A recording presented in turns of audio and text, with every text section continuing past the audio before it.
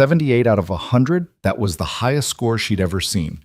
But before that day, she was the billionaire's daughter who failed every test, mocked by classmates, stripped of privilege, and forced to face her reflection. And the man who taught her to stand again. A single dad janitor who whispered one line that changed everything: start at zero. This is the story of downfall, pride, and second chances, where a broken girl, a relentless mother, and a quiet janitor collide in ways no one saw coming. Follow my story to the end and comment the city you're watching from.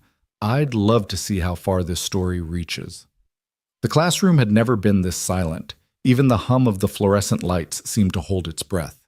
Mrs. Carter's red pen struck like a gavel against paper as she slid the test across the desk.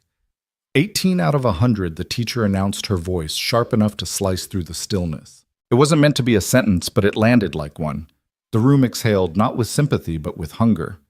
A few kids chuckled under their breath, the cruel kind of laughter that thrived on someone else's humiliation. Others leaned in, waiting for the reaction. At the back, Emma Carter straightened her shoulders, sliding her sunglasses higher up the bridge of her nose, even though the blinds kept the sun away. She tilted her chin like she had seen her mother do in boardrooms, and the smirk, thin, rehearsed a shield, settled on her lips. If she showed even a flicker of pain, they would devour her. The numbers on the page, bleeding red, glared up at her 18-100. She folded the test with a casual flick, tucking it into her designer backpack. The bag itself cost more than most kids' families spent on groceries in a month, and Emma wore it like armor. Guess money doesn't buy brains, a boy muttered 2 rows over. Emma didn't turn. She didn't flinch. She simply rose her sneakers, clicking against the tile as the bell shrieked. Students spilled into chatter, but the laughter trailed behind her like smoke.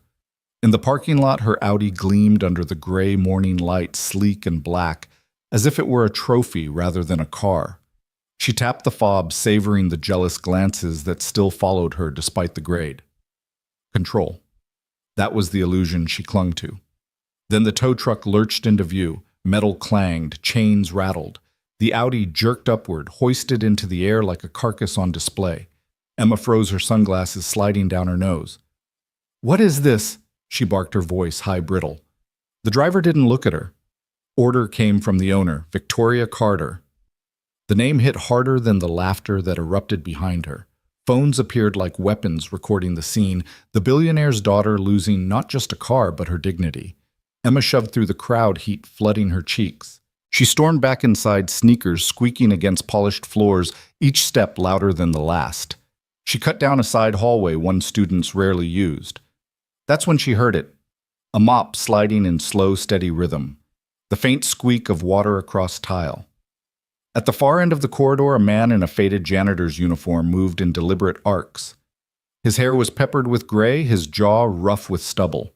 His sleeves were rolled, revealing forearms corded from years of work. He didn't look up when she passed, but his voice drifted low, calm as still water. "If you want to win, kid," he said, "start at zero." Emma froze mid-step, her anger colliding with confusion. She turned halfway, narrowing her eyes. "Excuse me?" The man leaned on the mop handle, studying the streak of water glinting on the floor. His gaze, when it rose, didn't waver. "All that noise out there, cars, clothes, grades." "It's nothing. You want to learn, start at zero." Emma barked out a laugh, sharp and hollow. "Yeah, thanks, Shakespeare. I'll keep that in mind while you're—" She flicked her hand. "What waxing floors?" His expression didn't change. He simply pushed the mop forward again, water spreading like glass across the tiles. "Floors stay clean when you do the work," he said evenly. "So do people."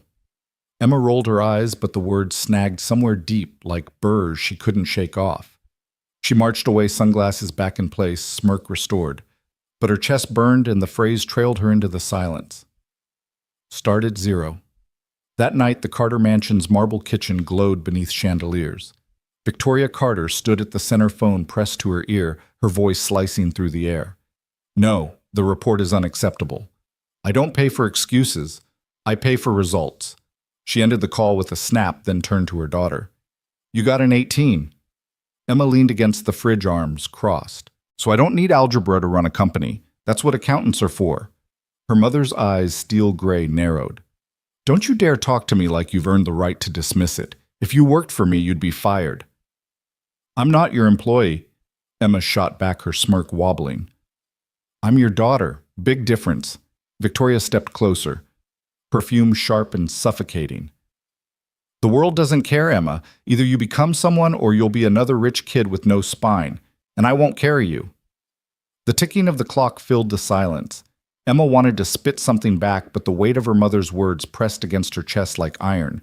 She grabbed a soda, cracked it open, and stormed upstairs. Later, she stared at the ceiling of her cavernous room. The Audi was gone, her credit cards canceled. Even her driver had been reassigned. She was stripped down, humiliated, and worst of all, alone. But in the quiet, one sentence pulsed through her mind, stubborn as a heartbeat. If you want to win, start at zero. The bus stop had never looked so unforgiving. Emma Carter stood among the cluster of students she had mocked for years, her tailored blazer pulled tight against the morning chill. No tinted window sedan, no leather seats, no driver to shield her from stares. Just gum-stained pavement and the weight of silence punctured by muffled laughter. A boy whispered loud enough for her to hear, "Guess the princess lost her crown." Emma pressed her lips into a thin line and fixed her eyes on the cracked asphalt. She would not give them the satisfaction. The bus wheezed up, brakes squealing. She climbed aboard, her heels clicking against the metal steps. The smell hit her. First old leather, spilled soda sweat from 100 restless kids. Heads turned, some smirked, others pulled out phones. Emma slid into an empty seat near the back spine, straight eyes hidden behind her sunglasses. Her throat burned, but she would rather choke than let them see weakness. When the bus jolted forward, she gripped the edge of her seat. Start at zero. The janitor's words flickered again, unwanted but unshakable. By the time she arrived at Ridgeview, her armor had cracks. She marched through the halls, ignoring the sneers that trailed her like knives. And then she saw him again. The same faded uniform. The same steady rhythm of mop against tile. Daniel Cole didn't look surprised when her shadow fell across his floor. "You again," Emma muttered. "Me again." His tone was mild, but his eyes were sharp. She folded her arms. "What are you, some philosopher in disguise, quoting dead guys while scrubbing gum off the floor?" Daniel leaned the mop against the wall, crossing his arms. Stranger still, a girl with the world at her feet, who can't pass a reading test. The words sliced. Emma's cheeks flushed hot. "Screw you," she snapped, storming off before the sting could rise to her eyes. But the sting didn't fade. It grew crawling under her skin.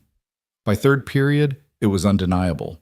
Another test landed on her desk, this one worse than the last. The teacher didn't say a word, just gave her that look. Tired, disappointed, pitying. Emma stared at the paper. 24%. Below it, written in neat cursive, "Did you even read the passage?" The classroom blurred. Laughter hissed around her. For once, she didn't smirk. When the bell rang, she ducked through the back entrance to avoid eyes. Her sneakers squeaked against polished tile. And there he was again. Mop bucket. Lemon cleaner, calm eyes. "Rough day?" Daniel asked. Emma stopped, throat tightening. "You said something last time about Socrates." "You remembered. Yeah, weird for a janitor to quote philosophers." Daniel wiped his hands on a rag, crossing his arms. Weirder still when a girl born with every advantage can't sit still long enough to learn. She winced. "You used to be a teacher, didn't you?" Silence stretched. His gaze sharpened. "Not just philosophy. Plenty more before life threw me off balance." The hallway echoed with distant laughter. Emma swallowed. For the first time, she didn't feel like mocking. She felt like begging. "Then teach me," she whispered. "Please." Daniel studied her for a long moment, eyes steady as stone. Finally, he nodded once. On one condition. Emma leaned forward, hope and defiance colliding in her chest. "What you leave your name and your pride at the door. Start from zero, from the floor." Her chest rose and fell.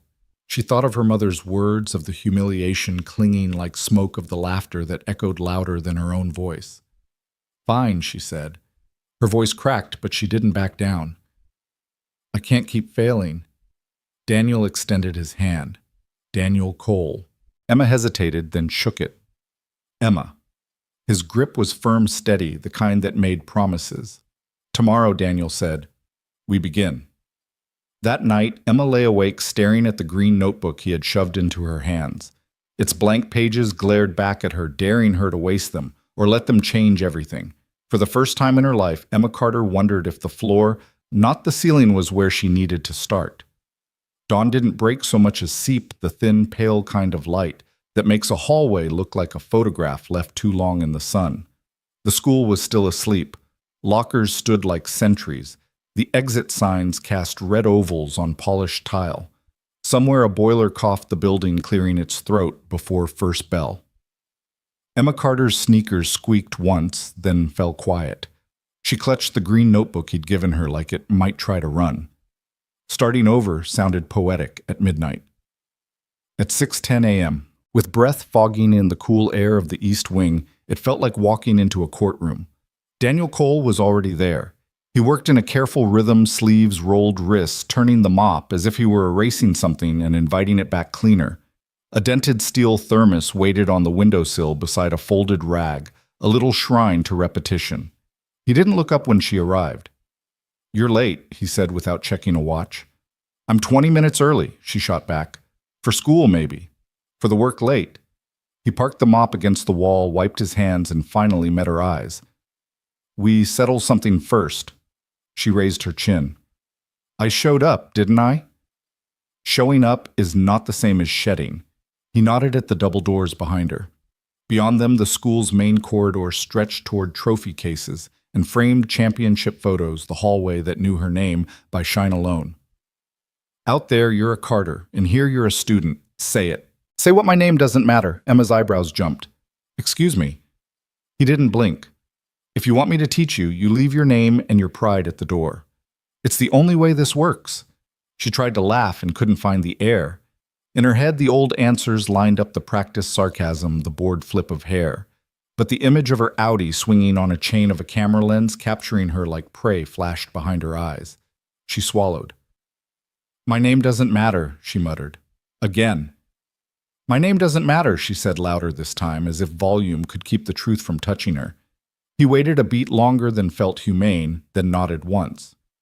"Good." He handed her a pen he produced from his shirt pocket. It wasn't sleek or pretty, just a cheap black rollerball with a chewed cap. It felt like a dare. "Sit," he said. He pointed her to a bench beside a bank of tall windows. Dust motes drifted like snow in the strip of sunlight. The hallway smelled faintly of lemon cleaner and old books. Someone had left a faded bulletin board announcement for a canned food drive that ended 2 winters ago. It felt wrong and somehow perfect. Page 1. Daniel said, standing opposite her, the mop resting against his leg like a soldier's pike at ease. "Write about your greatest fear. 10 minutes. Don't stop the pen. If nothing comes out, write nothing until something does. No crossing out, no starting over, no performance." Emma scowled. "You want an essay?" "A list." "What I want the truth," he said. "You can decorate it later." Decorate. A word she understood. She'd been decorating truths for years until even she couldn't see the bare wall behind them. She clicked the pen. The notebook's first page looked like a cliff. "This is stupid," she said out of habit, more than conviction. He didn't argue. He checked his phone. The glass was cracked in a spiderweb at the corner and started a timer. Go. The first seconds hurt physically the way a limb protests after being asked to move for the first time in too long. The pen scratched, hesitated, skittered. She wrote about hating tests, then about hating teachers, then about hating the way her mother's heels sounded on marble when she was angry. The sentences came in fragments, ugly and obvious, and not at all like the essays that had earned her last night pity and first morning failure. 90 seconds, Daniel said. She squeezed the pen harder. The ink track grew darker. Something gave way, not a breakthrough, so much as a tiny knock at a locked door. She wrote, "I'm afraid I'm stupid." The word looked bigger than the line could hold. Her hand shook. She didn't cross it out. She kept going. "I'm afraid if I try for real and fail, there will be nothing left to pretend with. I'm afraid my mom loves a version of me that doesn't exist. I'm afraid of rooms where people already decided who I am." 30 seconds. The timer chirped. Emma's last sentence trailed off in an ink bruise. She capped the pen like she was bandaging a wound and flipped the notebook shut, breathing hard for no good reason. Daniel didn't take the notebook. Again tomorrow, he said. Same question. Tomorrow. She laughed without humor. You didn't even read it. It's not for me. His tone had narrowed into something surgical. It's for you. Fear only shrinks when you look it in the eye 3 times. She bristled. That's not how tests work. That is exactly how learning works. He leaned his hip against the window ledge and folded the rag like a figure 8, neat and automatic. 1 pass makes a floor look fine. The 2nd pass shows the stains. The 3rd, if you're patient, you see the real tile. Oh my God, are you seriously comparing me to grout? I'm comparing bad habits to grime. He allowed himself a thin smile. Both are sticky. She stared at him. So that's your big plan. Make me journal until I magically get an A. He cocked his head. Do you want a trick or a foundation trick? She said reflexively. Obviously. Honest. Good. But tricks fail when the lights go out. He nodded toward the notebook. Foundation keeps you standing when they do. She looked away toward the row of lockers opposite. The metal reflected the window light in long silver ribs. Somewhere in the building, a custodian cart rattled. Somewhere else, a door latch clicked. The school was waking up. What happened to you? She asked suddenly. You talk like somebody who used to be more. More what he said. More than this. She gestured vaguely to the mop, the bucket, the uniform at odds with the precision in his voice. He considered her for a beat, then reached for the mop again. I used to teach, he said. Writing, a program for kids who needed a place to start.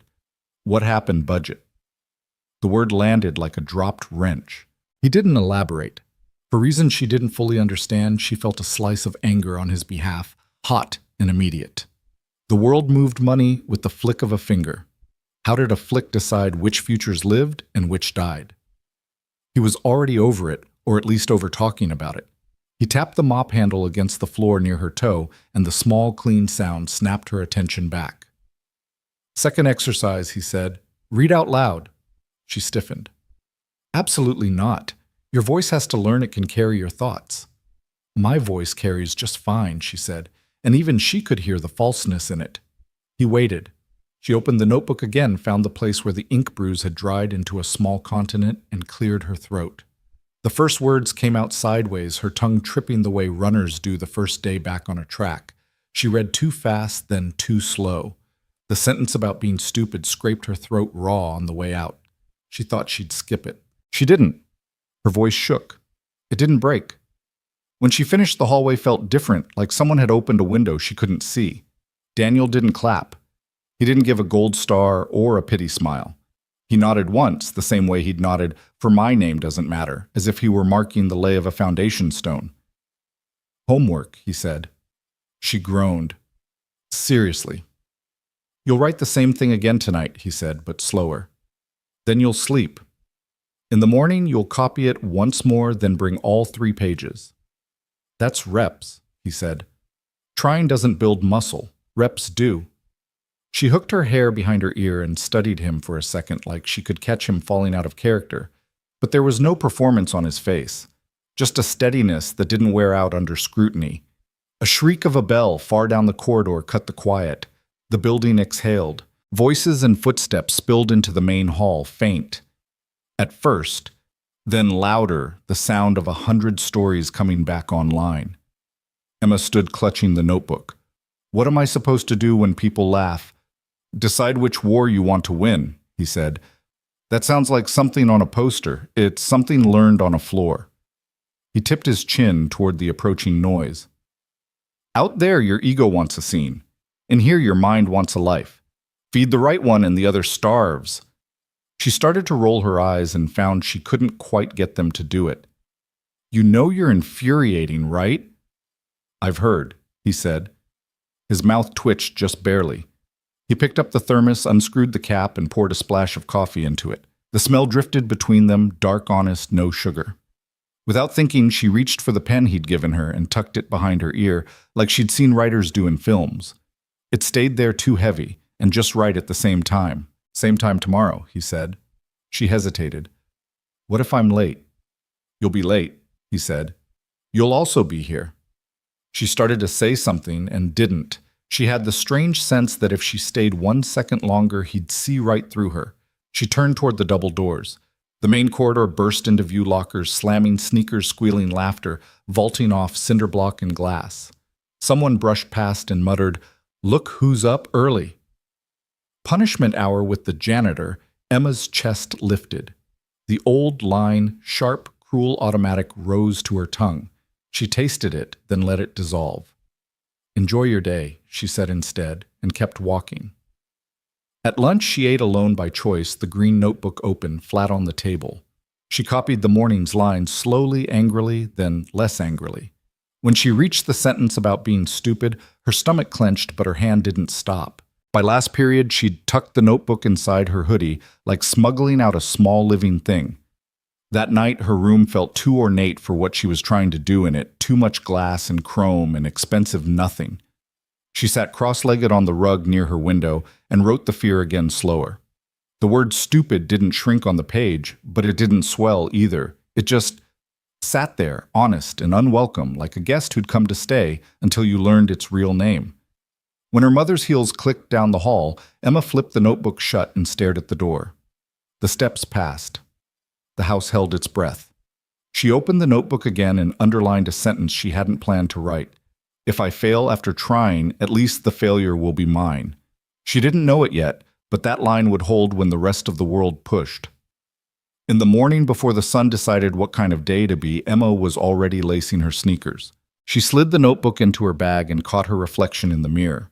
No sunglasses, no smirk, just a girl with a pen behind her ear and ink on her fingers.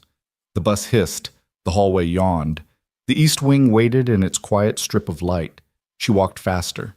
The east wing smelled faintly of dust and lemon, like an old library that hadn't quite given up on being useful. Emma Carter pushed open the heavy door with her shoulder clutching the green notebook like it was fragile glass. Daniel Cole was already there, sleeves rolled, mopping the corridor in long, deliberate arcs. His motions were so precise they almost looked rehearsed, like a soldier performing drills. The bucket wheels squeaked with each shift, a slow rhythm that filled the silence. "You're early," he said without glancing up. Emma cleared her throat. "You said we'd start today." "We did." He leaned the mop against the wall, folded the rag in his hand like a deck of cards, and finally turned to face her. His eyes carried no rush, no surprise, just that unsettling steadiness she couldn't decide if she hated or needed. "But before we start," he continued, "we settle something." Emma frowned. "I already said it yesterday. My name doesn't matter. Words mean less without weight. Today I want you to act like you believe it." She bristled. "How am I supposed to do that? By listening. By not hiding behind sarcasm. By sitting down and working like everyone else." Her first instinct was to laugh, to make some quip about how the Carter name had paid for half this school's renovations. But the memory of her Audi being dragged off a tow truck silenced her. Instead, she muttered, "Fine." Daniel gestured to a worn wooden bench under a tall window where dust swirled in a stream of pale light. "Sit." She sat crossing her legs tightly, notebook balanced on her knee. The page stared back at her, clean and hostile. "Page 1, he instructed. "Write your greatest fear. 10 minutes. Don't stop until the timer says stop." Emma sighed dramatically. "We did this yesterday, and you'll do it again today, and tomorrow. Repetition is where the truth hides. This is stupid. Stupid is a place to start." She clenched her jaw, but the pen touched paper anyway. At first her hand sketched nonsense doodles, fragments, shallow lines about hating math and hating teachers. But the pen didn't stop, and soon the words slipped into darker cracks. "I'm afraid of failing so bad that even my mom can't pretend I'm worth something." Her throat tightened as she wrote it. The letters looked ugly, uneven, but they sat there undeniable. The timer beeped. Daniel didn't reach for the notebook. He didn't even glance at it. "Again tomorrow," he said. She slammed the pen down. "You're not even going to check if it's good. Good isn't the goal. Honest is." Emma blinked. Teachers had always circled her answers in red, measured her in percentages. But Daniel didn't even seem to care about the paper.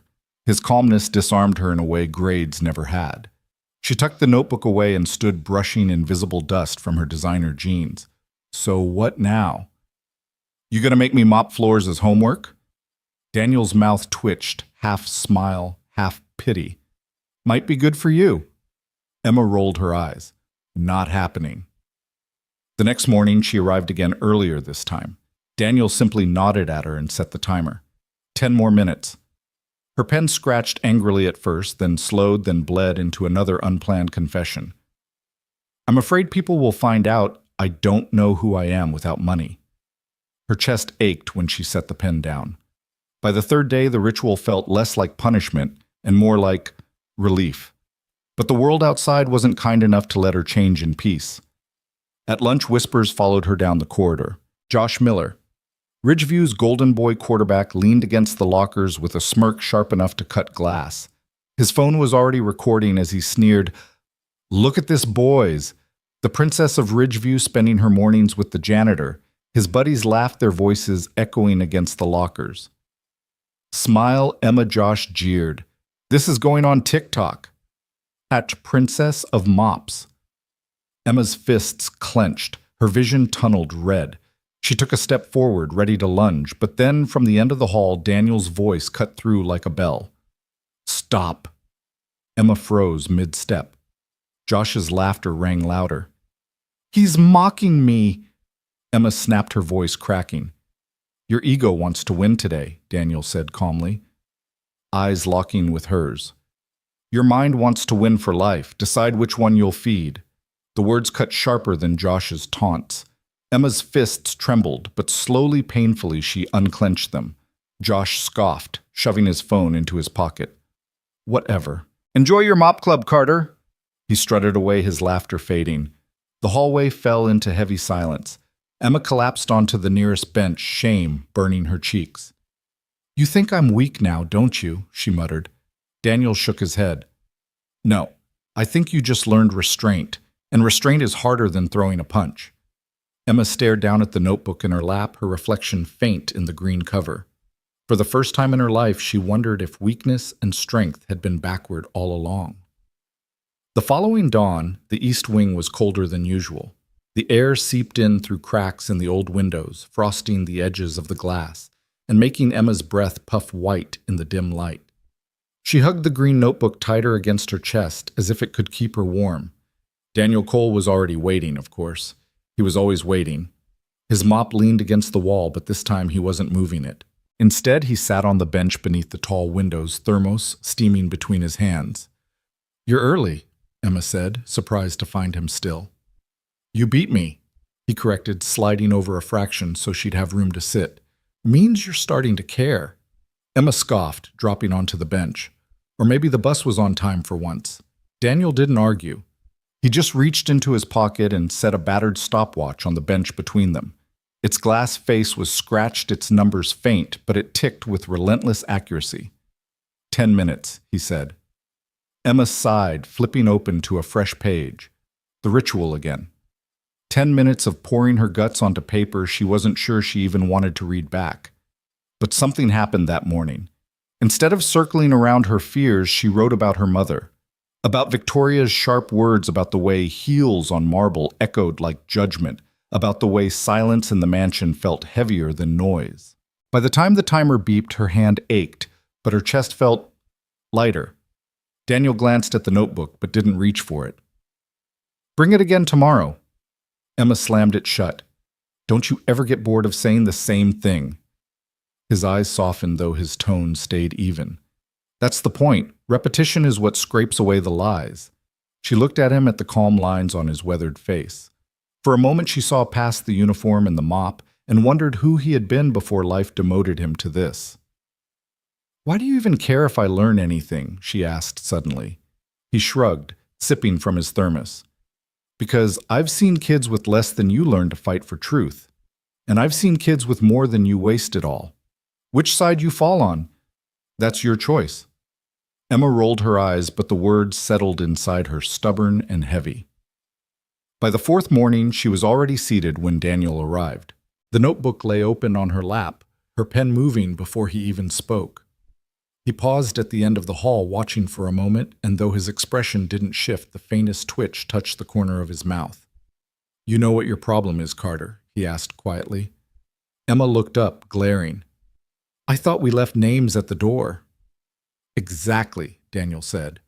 Your problem is you keep sneaking it back in. Her jaw tightened. I'm trying. Trying doesn't build muscle. Reps do. So here's your first real rep right about the thing you won't say out loud. The thing that makes you feel small. Emma's stomach lurched. She wanted to argue, to protest, to laugh it off, but the challenge in his steady eyes pinned her in place. Slowly, she lowered her pen to the page. The first lines were shaky, halting, but they came. She wrote about standing in her mother's shadow, about never feeling enough even when everything around her screamed that she had it all. When she finished, her hands were trembling and she slammed the notebook shut.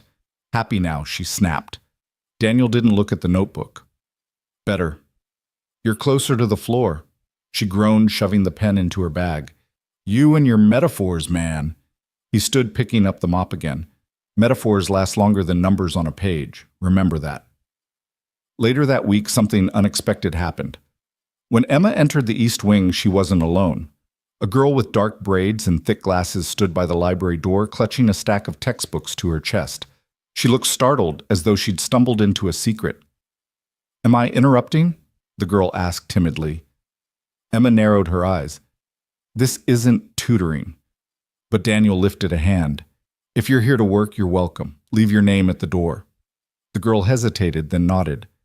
Priya, I freeze on essays. I just thought maybe... Emma groaned. Great, now it's a club for misfits. Daniel didn't flinch. Better misfits who build something than heirs who break everything. Priya slid into a seat across from Emma. The three of them sat in silence, the scratch of pens filling the abandoned wing, and for the first time Emma realized the quiet didn't feel suffocating anymore. It felt purposeful. By the next morning, the East Wing felt less like a corridor and more like a room that had remembered what it was for. The light came thinner winter white through a high panes, finding the dust and making it glow. A round table, rescued from a storage closet and still scarred with compass cuts, sat crooked near the library doors. A second chair had joined the first, then a third, as if the furniture itself had decided to take a risk. Emma arrived with the green notebook clamped under her arm. Priya was already there, hugging a stack of textbooks like a life vest. She offered a small, uncertain smile. Emma, without thinking, returned one half a nod, the kind of truce that didn't need negotiating. Daniel set a dented thermos on the table and pulled a fourth chair into place. We're not a class, he said. We're a workshop. There are rules. Emma tipped back in her chair, ankle crossed over knee, pretending not to care as much as she did. Priya leaned forward as if she could will the words faster out of him. Rule 1, Daniel said, holding up a finger. No last names. In here, no one gets to be a family crest or a college brochure. You are a voice and a set of hands. If you can't live with that, the doors are open. Emma's mouth twitched. What if I like my last name? Keep it, he said evenly, just not in this room. Priya nodded almost gratefully. Something in her shoulders dropped. Rule 2, he continued. Honesty is not optional. You can be messy, quiet, angry, scared. But if you fake it, your words will collapse under their own weight. We don't carry words that won't carry themselves. He let the silence hang for a beat, then added, Rule 3. No one bleeds alone. If this world laughs out there, it does it without us. And here we defend one another. If you break that, the workshop breaks. And I don't build broken things. Emma traced a finger over a knife groove in the tabletop, the kind of vandalism that outlives the kid who made it. Without meaning to, she heard her own breath in the quiet. Phones, Daniel said, holding out a small metal tray he must have stolen from a science lab. Face down. Emma's eyebrows shot up. That's a little Soviet, don't you think? Phone down, Carter? He said, not unkindly. She hesitated, then surrendered the rectangle like a ceremonial sword. It clacked against the tray. Priya added hers, cheeks pinking. Daniel slid the tray beneath the table with his shoe like a magician making something disappear. Open your notebooks, he said. 10 minutes. Write the truth like it's the only currency. Then we read. Priya went first voice so soft at the beginning that the words seemed to hide. By her second paragraph, they were standing. She read about freezing in front of blank pages, about teachers who praised her diagrams but sighed at her sentences, and about how she had learned to speak with numbers because letters betrayed her. When she finished, she kept her eyes on the table like she'd just confessed a crime. "Thank you," Daniel said. "What stayed with me?" He looked at Emma. That line, "I speak science because it doesn't lie about what it measures." That's clean and brave. Save it. Priya blinked as if the word brave had never been taped to her name before. She pressed the notebook to her chest in a small private hug. Emma felt the pressure to match it something she hated and craved at once. She cleared her throat and read what she'd written in the dawn, a trembling paragraph about marble floors and the echo of her mother's heels about pretending to be fine because the sound of disappointment hurt more than the tests themselves. When she reached the sentence she'd underlined the night before, "If I fail after trying, at least the failure will be mine," her voice wanted to break. It didn't. Daniel didn't clap. He never clapped. What stayed with me? He looked at Priya. The heels, Priya said, surprising herself with the speed of her answer, the sound like judgment. "I heard it." "Then keep it," Daniel said to Emma. "Cut the adjectives around it. Let the sound stand." Emma stared at him. Teachers had always circled. He sharped. They bled her with percentages. He pared her to bone and then told her the bone could hold. The door pushed open with a soft, reluctant squeak. A boy in a gray hoodie hovered there, eyes fixed on the floor, one hand worrying the fray of his sleeve. He might have bolted if Daniel hadn't said his name before the kid could retreat. Luis Daniel said, "You found us." The boy glanced up, startled. Miss Delgado said, maybe." He swallowed and started again. "I can't, like when I have to read in front of people, my throat just, you know," closes Emma offered. She felt the word in her own muscles. He nodded, relief moving quick across his face like sun behind a cloud. He slipped into the fourth chair, his notebook so new the spine creaked. "Phones are down," Daniel said, voices up. For the next hour they worked. No one took roll. No one handed out grades. Daniel gave them drills that were plain and strangely punishing. Write a scene using only sound. Describe an object without naming it. Copy your own paragraph by hand and remove every word that didn't carry its weight. He set 10-minute timers and never let them cheat. Time became a shape, the work a muscle they could feel. When Emma's language got slick, when she reached for a phrase she thought sounded like writing, Daniel would tilt his head. "Floor," he'd say, and she'd tear it down to the tile. At the end of the session, he uncapped a marker and wrote 3 words on a torn cardboard box flap he'd taped to the wall. "Start at 0." The letters were blocky and imperfect, the O more oval than circle. It looked like something a child would draw, and somehow that made it truer. "Not a slogan," he said. "A position. You stand here until you earn the next inch." He turned to pry open a stuck window, letting a slash of cool air through. Emma leaned toward Priya, dropping her voice to a whisper. "Does he know he talks like a fortune cookie?" Priya bit back a smile. "The intense kind, like artisan fortune cookie." Emma's almost smile evaporated when the bell blared somewhere in the main building, a violent noise in a tender room. They packed slowly, reluctant. When they reached under the table for their phones, Daniel kept a palm over the tray for half a second longer. "Promises," he said, scanning their faces. "You know what you heard today. Protect it. You don't need to defend yourselves to the world, but you do need to defend this room." Luis nodded. Priya said, "Yes." Emma, to her own surprise, found herself answering, "Okay." They spilled into the hall, words unused to their throats, shoulders hitching, as the noise of the regular day poured over them, lockers slamming, sneakers squealing, announcements crackling. As they turned the corner toward the main corridor, 2 boys leaned back from a drinking fountain. One of them, a wide receiver with a haircut that cost more than Emma's first 3 notebooks, looked up through wet lashes and smirked. "Morning study group," he said. "What are we studying, janitorial science?" Luis ducked his head. Priya went very still. Emma felt the old gasoline heat catch in her chest. She could pour it. She could watch it burn. She pictured Josh's phone the way it would love her rage. She pictured Daniel's cardboard letters on the wall. "English," she said, voice light. "You should try it sometime. Word is, colleges are into words." The boy blinked, surprised at the lack of explosion, then snorted and spun his combination lock like a wheel of fortune. Priya's shoulder brushed Emma's a tiny thank you with no vowels. At lunch, they claimed a back table no one else wanted. Luis drew circles on the edge of his tray. Priya wrote and crossed out a title 3 times. Emma copied a paragraph by hand, then crossed out 5 words in a row, feeling each deletion like a breath released. You know, Priya said, eyes on her page. I think he's right. About which part Emma asked. He says a lot of weird, right-sounding things. About honesty. Priya lifted her gaze. I mean, I write like I'm taking a test even when I'm not. Like someone's grading me for being a person. Emma's chest tightened around the accuracy of it. I've been a multiple-choice human for years. Luis laughed unexpectedly, a small, real sound. Same. I always pick C, even when it's wrong. They smiled together, 3 kids who had 24 hours earlier had nothing to do with one another except a hallway and a building and the urge to survive them both. That afternoon, the rules crossed from room to rib.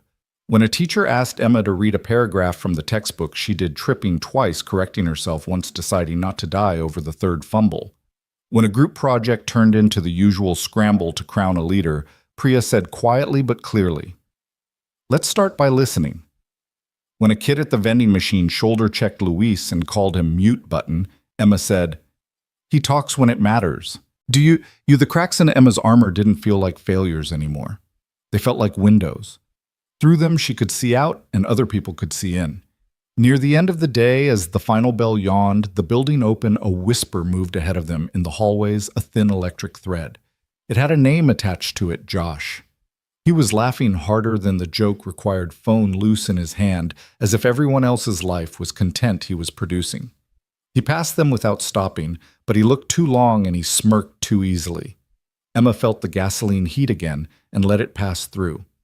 Later, she would learn that restraint was not a one-time virtue, but a repeated choice, a muscle trained by mornings and ink and cardboard commandments.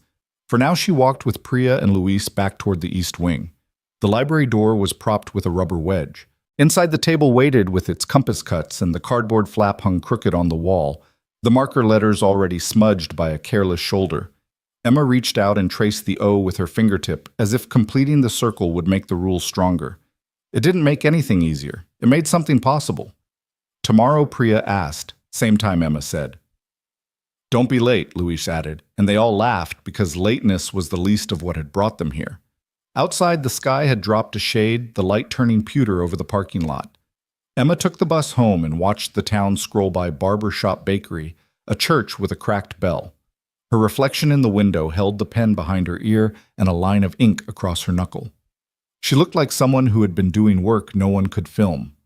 Back in the mansion, the heels would click on marble and the house would perform its echo. But in the morning, the door to the east wing would stick, and then give, and the notebooks would open and the timer would start, and the circle of chairs would be a place she could stand even when sitting down. Somewhere down the hall, someone laughed too loud. Somewhere else, a roomer learned to walk. It didn't matter. The workshop had 3 rules and a cheap marker sign that said enough for now. Start at 0.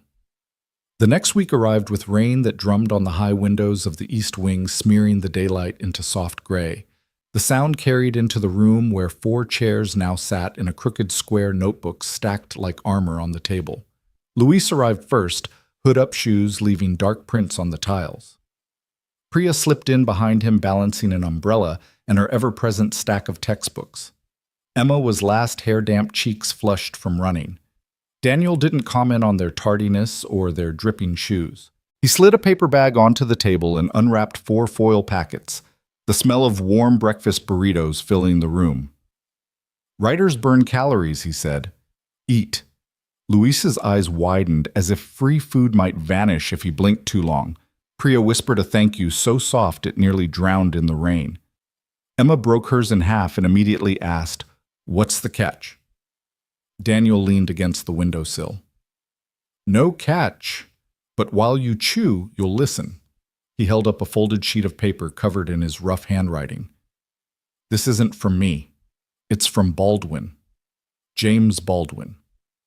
Heard of him?" Luis shook his head. Priya raised a cautious hand. Emma crossed her arms. My mother says Baldwin was too angry to be useful. Daniel gave her a level look. Then maybe she was never listening. He read, "You write in order to change the world, knowing perfectly well that you probably can't, but also knowing that literature is indispensable to the world." The rain hushed at the windows as the words landed. Luis leaned forward. "So, even if nobody cares, you write anyway?" "Exactly," Daniel said. "Because writing changes you. And sometimes that's the only change you can control." Emma tore off another piece of burrito, chewing slower. The idea that failure could still matter pressed at her ribs like a bruise. They began their drills. This time, Daniel pushed harder. "Describe a room you hate without naming it. 10 minutes.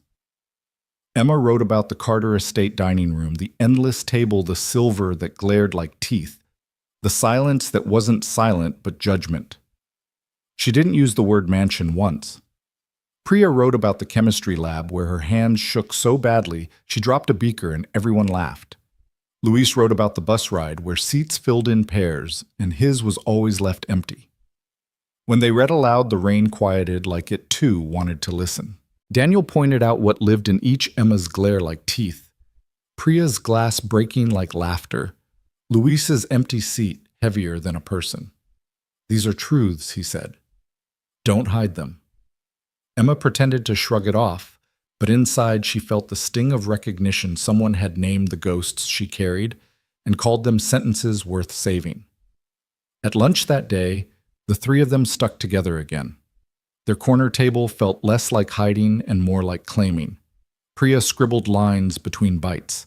Luis doodled guitars on his napkin. Emma leaned back and asked, "What happens when people find out about what Priya asked? That we're doing this? That a janitor is teaching us like some underground class?" Luis smirked. "Then we tell them it's invite only." But the truth arrived faster than they imagined. That Friday, as Emma opened her locker, a folded printout slid free and landed at her feet. It was a screenshot from Josh's phone, grainy but unmistakable. A picture of Daniel leaning over the workshop table, hands spread on the compass-scarred wood. Above it, Josh had scrawled in Sharpie, "The janitor's pets." A group of kids loitering near the vending machines burst out laughing. Emma's face went hot. Priya froze. Luis's fists clenched. "Don't," Emma muttered, seeing the fight building in Luis's jaw. She crumpled the paper and shoved it deep into her backpack. "He wants us to explode." "We won't," Priya's voice shook. "But now everyone knows." Emma took a breath and forced herself to remember the cardboard on the workshop wall. "Start at 0. Then let them know," she said, her voice steady. "We'll write better than they'll ever laugh." That afternoon they returned to the East Wing with the tension thick in the air. Daniel was already waiting, mop leaning against the doorframe. He studied their faces and the way Priya's hands trembled as she opened her notebook. They found out Emma admitted. Josh posted a picture. Daniel didn't flinch. He just moved to the cardboard sign and underlined the word 0 with his marker until the cardboard nearly tore. "Then this is the test," he said quietly. "Do you stop because the world noticed, or do you keep going?" Emma's throat tightened, but she nodded. Luis opened his notebook. Priya steadied her pen. They chose to keep going. By Monday morning, Ridgeview High was buzzing with Josh Miller's stunt.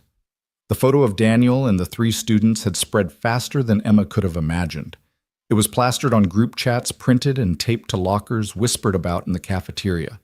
Everywhere she walked, she felt eyes on her, some mocking, some curious, all cutting. At her locker, 2 girls from the debate team walked past, giggling loud enough for her to hear. "Guess Billionaire's kids really do slum it sometimes," one sneered. "Maybe she'll get extra credit for learning how to scrub toilets," the other added, and they both burst into laughter. Emma's throat burned, but she didn't reply. She tightened her grip on the green notebook inside her bag, her lifeline to the one place that didn't feel suffocating. That afternoon, she stormed into the East Wing before anyone else. Daniel was wiping down a row of desks, his motions steady as always. She slammed the notebook on the table. "Do you even realize what's happening out there? They're laughing at me. At us." Daniel straightened slowly, resting his rag over the bucket. "And what are you going to do about it?" Her jaw dropped. "What am I?" I came here because I thought you were helping me, not making me the joke of the school. For the first time, his calm cracked his voice sharp as steel. Emma, you came here because you already were the joke, failing every test, drowning in excuses. Now you've got people's attention. What you do next decides whether they remember you for weakness or for fire. She froze, words lodging in her throat. Daniel rarely raised his voice. The weight of it pinned her. The door opened and Priya slipped in, clutching her books tighter than ever, eyes darting between them. Luis followed, expression, dark earbuds dangling from his hoodie. The air buzzed with tension. They know, Emma said bitterly. Good, Luis muttered, dropping into a chair. Now they'll watch when we prove them wrong. Priya hesitated, voice trembling. But what if we don't? Emma sank into her chair, suddenly aware of how fragile their little club was. One laugh, one cruel post, and the fragile safety they had built could crumble. Daniel picked up the battered stopwatch, set it on the desk, and pressed start. 10 minutes. Right about the moment you felt most ashamed. Don't pretty it up. Don't protect yourself. Just bleed it out. Priya's hand shook as she gripped her pen. Luis hunched low, jaw clenched. Emma stared at the blank page, her heart pounding. Slowly, her pen began to move. The moment my mom looked at me after another failed exam, and I saw it in her eyes, that flicker that said I was less, that I was a disappointment. I wanted to scream, but all I did was smile, like it didn't cut me open. By the time the timer beeped, Emma's eyes were wet. She slammed the notebook shut, wiping her face roughly. Priya wouldn't meet anyone's gaze. Luis looked like he might snap his pen in half. Daniel's voice was softer now.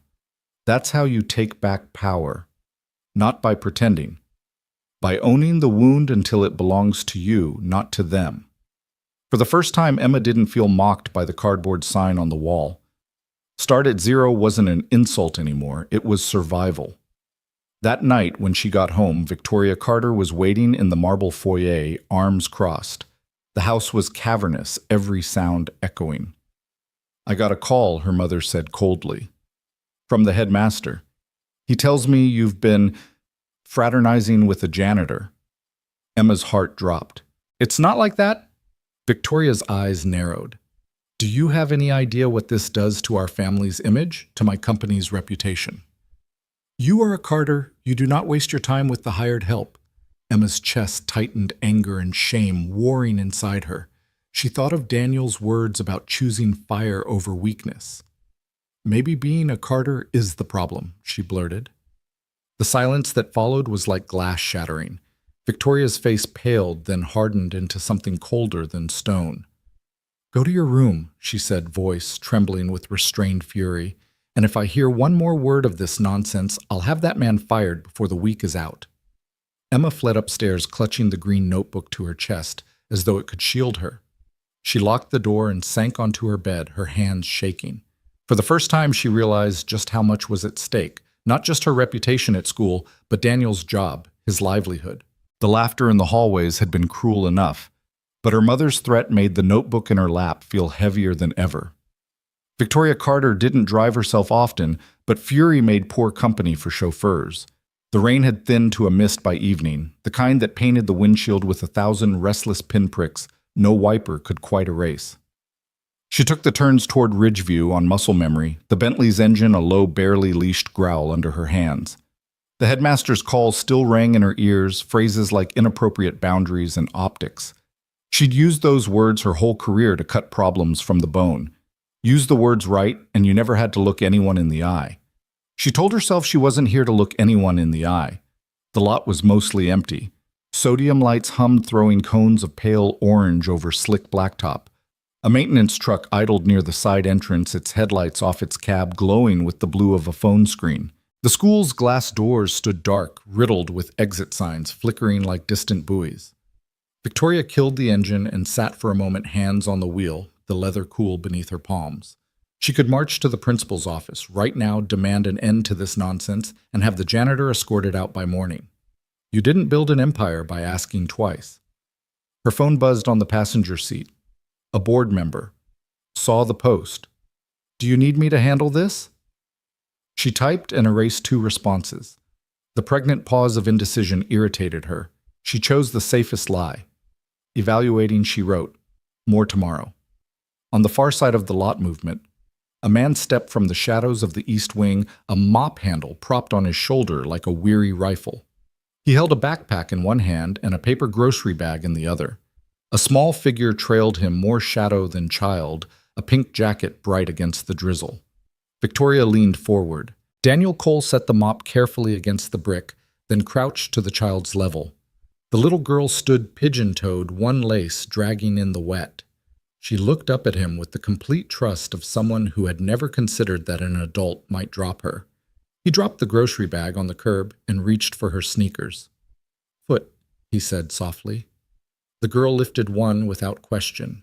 He looped the lace, pulled double-knotted, then ran a thumb along the bow, the way a craftsman tests a joint. The jacket's hood fell back, and the girl laughed, the sound small and round and real enough to cut the last of the rain. Again she demanded, presenting the other foot with regal urgency. Again he agreed, which was the word Victoria had said to 100 teams in 100 meetings, and never once in that tone. The second shoelace was crooked. He didn't fix it. He tugged it without judgment and tapped her knee. "Good. Good." She sang, then lifted the paper bag and peered inside. "What's for dinner? Pasta. The cheap kind that pretends it's expensive if you add basil." He ruffled her hair. "We'll argue about homework while it boils." "You'll lose," she said with great authority. He laughed. "I always do." The exchange was so ordinary, so unmarketed, that Victoria's vision blurred for a second. She blinked hard and blamed the rain. Then the girl did something that unsettled her more than the laugh had she reached into the bag, pulled out a spiral notebook and a fistful of markers, and sat immediately on the curb to draw. The page bloomed with a circle. The letters around it were unsteady, the proportions wrong, but the intention was unmistakable. Start at 0. Victoria's mouth thinned. There it was, the phrase Emma had hurled at her like a dare, a commandment written by a child's hand on a wet curb, the world insisting on its meanings and refusing to ask permission from her. She could step out. She could cross the lot in her immaculate heels and announce herself and end this scene with a sentence. She imagined it, the man standing, the easy tenderness hardening into the employee neutrality. She knew how to dominate the child, hiding her drawing and learning in one instant to keep her gifts out of sight. The picture tasted like victory and ash. Victoria stayed in the car. It was ridiculous. She knew that to envy anyone in a faded uniform, to envy a cheap notebook and a crooked shoelace, and the absurd dignity of a paper bag with pasta inside. But envy came anyway, not for his life, but for how completely he seemed to be inhabiting it. Her mind tried to defend her. You provide 10,000 shoelaces to 10,000 kids every year. A familiar internal voice argued, listing donations and endowments and photographs with children that found their way into annual reports. It was a good voice, the voice that had saved her 100 times. It sounded thin against the rain and the small girl's laughter. Daniel stood, slung the backpack over his shoulder, and picked up the mop again because the night didn't care that he had a daughter, or pasta, or joy. He walked toward the east wing, and the girl hopped along his shadow, counting his steps like a secret game. As they drew close to the doors, Victoria saw Emma's face inside the glass. Not the whole of it, just the pale oval of her daughter's reflection as she passed between shelves, her green notebook tucked under an arm. Emma paused for a heartbeat, turned as if sensing her mother's gaze through steel and glass and rain, then moved on. The door swung slowly shut behind her, a hush of hinge and rubber seal. Victoria's hand went to the door handle of the car before she could stop it. She could call out Emma and make a scene. She could call out Mr. Cole and make a point. She could call out to no one in particular and still own the air. Power was a habit. Power hated stillness. She didn't move. She watched. Inside the lobby's dim light, Daniel handed the mop to another custodian, and the two exchanged a wordless nod. Men who spoke a language of weight, transferred of hours, logged, and floors to go. The girl raced ahead, shoes now soundless, as she crossed the old library threshold. She propped her drawing against a stack of green notebooks like it was a banner. Her circle wobbled, but it held. Victoria remembered unwanted a night years ago when Emma was small, and shoelaces still confused her fingers. A nanny had knelt to tie them, while Victoria took a call about a lawsuit that could have gutted the company. Emma's eyes had been on Victoria the whole time, not the nanny, like a compass refusing to acknowledge the wrong north. The case had settled. The numbers had lined up. The board had applauded. The look in her daughter's eyes had not changed. "Damn it," Victoria whispered to the empty car. The word fogged the window and disappeared like a promise she couldn't keep. Her phone buzzed again. Her general counsel efficient as always. "We can file a complaint with facilities to remove him from student areas. Document trail matters if there's blowback." She typed with brutal automatic speed. "Draft it. Hold for my signature." Her finger hovered over send. Outside, the girl lifted her drawing toward Daniel, bouncing on her toes. He bent to look at it with the full attention of a person who had nothing more important to be doing. His eyebrows lifted. "We've got ourselves a logo," he said. The girl beamed like he had hung the moon with a paperclip. Victoria set the phone face down on the passenger seat. She climbed out of the Bentley and into the mist, the air cool and medicinal. Rain tapped her coat with polite fingers and then forgot her. She took 2 steps toward the east wing and stopped. The sound inside pens scratching a small voice. Reading something brave. A boy clearing his throat and not quitting carried through the old vents. If she opened the door, the sound would change to accommodate her. Rooms always changed when she entered them. She could not remember the last time she had wondered what a room sounded like without her. She stepped backward, a small retreat almost no one would recognize as such, and walked along the side of the building, instead letting her hand trail over the damp brick. A thin light blinked behind a wired glass window, the kind you couldn't see cleanly through.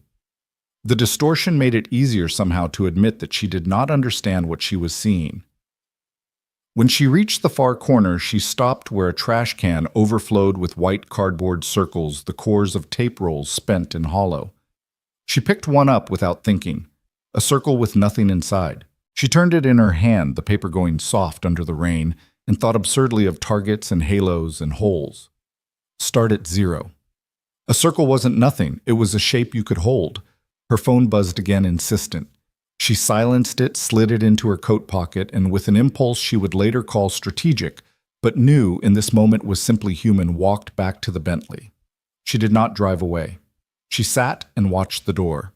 Daniel emerged an hour later with the girl asleep on his shoulder, her mouth slightly open, one fist still wrapped around a marker. He shifted her gently into the truck's cab and buckled her in with tenderness that made Victoria want to look away. He fetched the grocery bag and the mop last. He moved like every object mattered because it was part of their life, not because it cost anything. He closed the passenger door softly so as not to wake the girl, then stood with his hands on the roof, rain ticking against his knuckles. He looked out across the lot toward nothing in particular. A man measuring the space between what he had and what he had lost. And then he smiled to himself, small and private and real, and climbed in. Victoria started the Bentley only when his taillights had become a rumor. She drove home through streets that knew her schedule and traffic lights that seemed to prefer her. In the garage, she stopped the car and didn't get out for a full minute. The house lights had been turned on for her. The hallway would smell faintly of lemon and the suggestion of dinner she would not taste. She saw herself move through it, like a figure on a glossy page, sharp suit, correct nods, the hum of competence around a machine of a life. Upstairs in her study, the glass desk reflected her like a second, flatter woman. She set the phone down, opened the drawer where she kept contracts, and things more fragile than contracts, and then shut it again before the papers inside could accuse her. She pressed her palms flat on the desk until the cool bled into her skin. When she finally did pick up the phone, the draft to remove him from student areas still glowed. She deleted it. In its place, she wrote to the headmaster, "I want to see the space they're using. Schedule time. I need to understand the scope before we act." The message was all caution and plausible deniability. It was also the least she could do to buy one day. From the hallway, the ghost of a child's voice, years old and stubborn, rose in her mind. Again. Tie the lace again. Try again. Love again.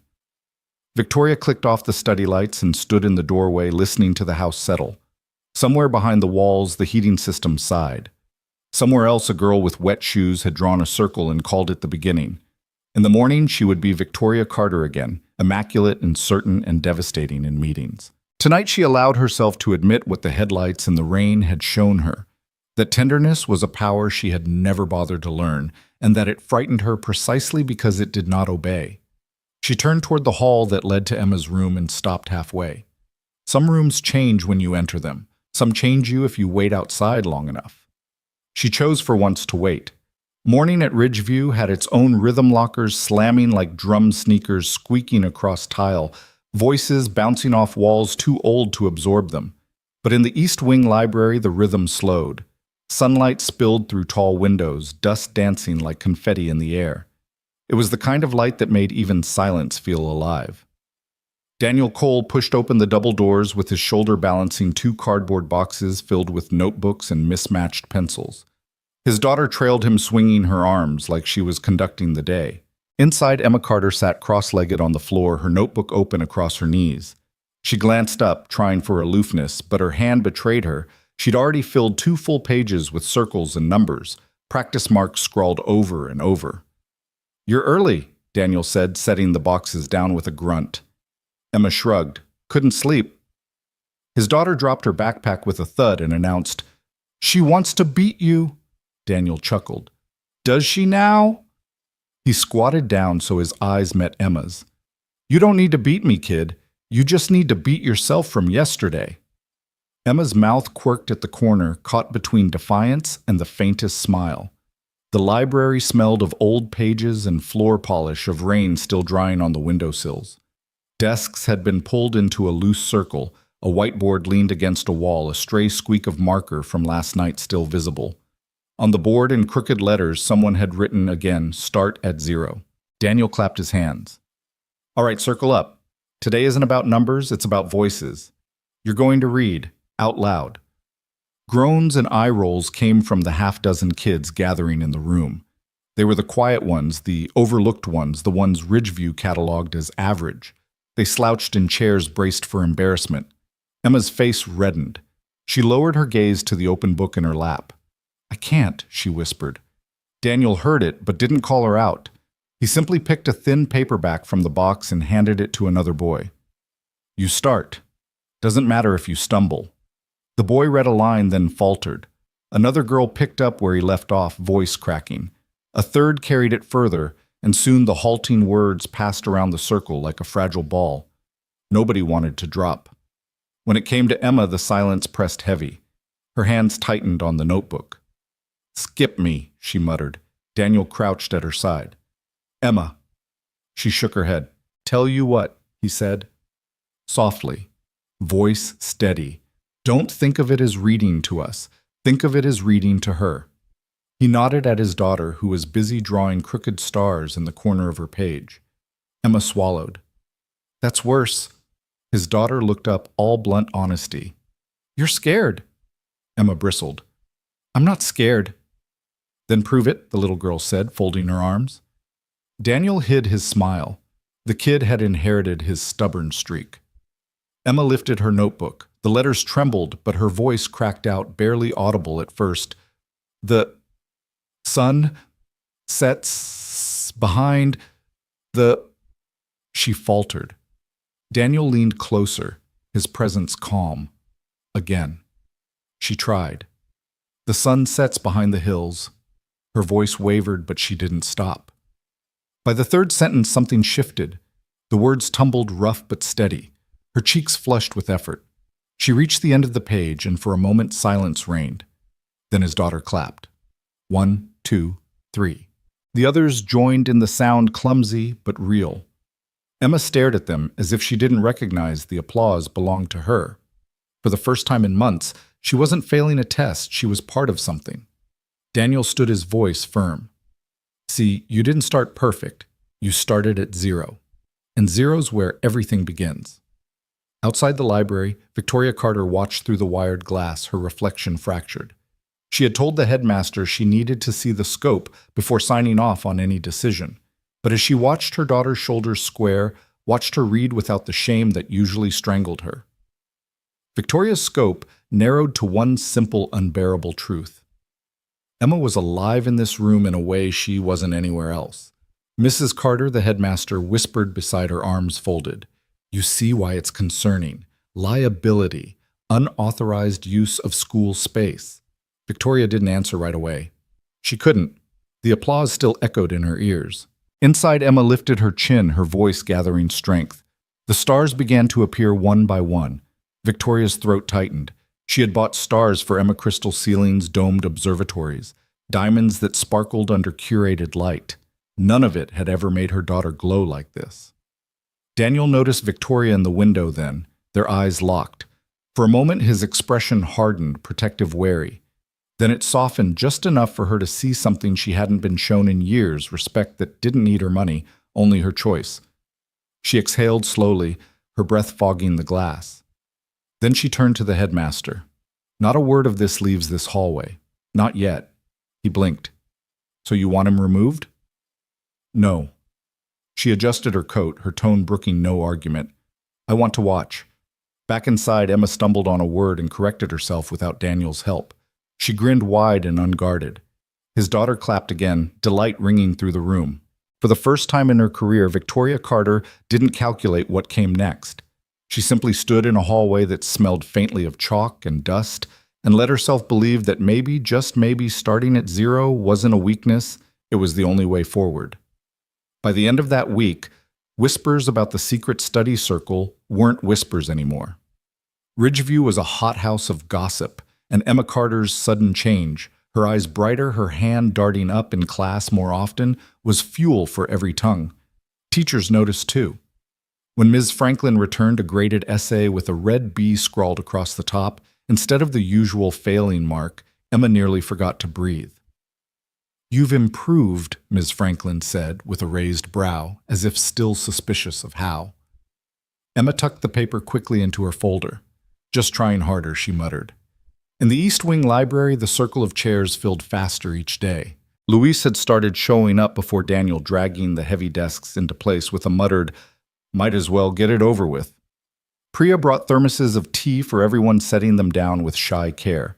Emma arrived early too, her notebook clutched like a talisman. That Friday, Daniel leaned against the whiteboard, arms crossed. His daughter twirled on one of the chairs, humming. Today, Daniel announced, we fail on purpose. Luis groaned.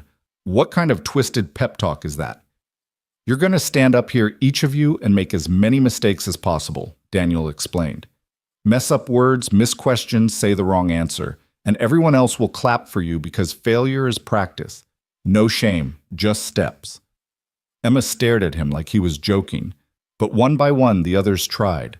Luis purposely butchered a math problem, the wrong numbers tumbling out, and Priya actually clapped until her palms turned pink. Priya herself mispronounced 3 words in a row, and Emma found herself laughing not cruelly, but with relief. When it was Emma's turn, her knees shook. She stood in front of the circle, clutching her notebook. Okay, she said, voice wobbly. Abraham Lincoln was the first president of the United States. Luis booed loudly, then clapped even louder. Priya giggled. Daniel's daughter shouted, "Good mistake!" Emma bit her lip, then blurted, "The capital of France is Madrid." The circle erupted in cheers. Something in her chest cracked open. She threw her arms wide and shouted, 2 + 2 = 5. The kids roared with laughter, pounding their desks. For once, Emma didn't feel like the butt of the joke. She was in on it. Daniel raised his hands for quiet. See, failing doesn't kill you. Fear of failing does. Every test, every essay, every answer, start at 0, fail forward. That's how you learn. Emma sat down, cheeks flushed, heart hammering, but not with shame, with something closer to joy. Later that night, at the Carter mansion, Victoria returned late from a board meeting. She found Emma in the kitchen, hunched over her notebook, muttering equations under her breath. The marble counters glowed under recessed lights, but Emma's world was the lined paper in front of her. "You're studying," Victoria said flatly. Emma didn't look up. "Yeah, with him." Emma's pencil slowed. "With him. With them." "It's not what you think." Victoria crossed the room, heels sharp against the tile. She placed her manicured hand over the notebook, forcing Emma to meet her eyes. "You are a Carter. Carters don't start at 0. We buy our way past it." Emma jerked the notebook back, her voice trembling. "Then maybe I don't want to be a Carter." The words hung in the cavernous kitchen like a bell strike. Victoria's breath caught, but her face hardened. She turned sharply, leaving Emma alone with the quiet hum of the refrigerator. In her bedroom that night, Emma clutched the notebook to her chest. She remembered the roar of laughter in the library, the applause after every mistake.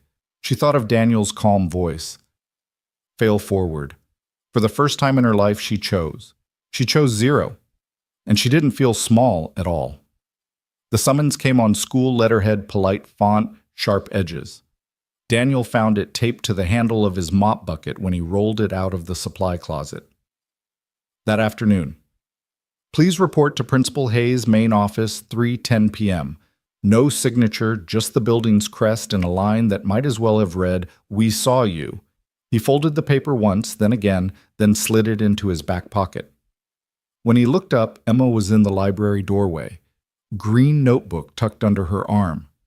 "You got it too?" she asked, trying to sound bored and failing. He shook his head. "Just me."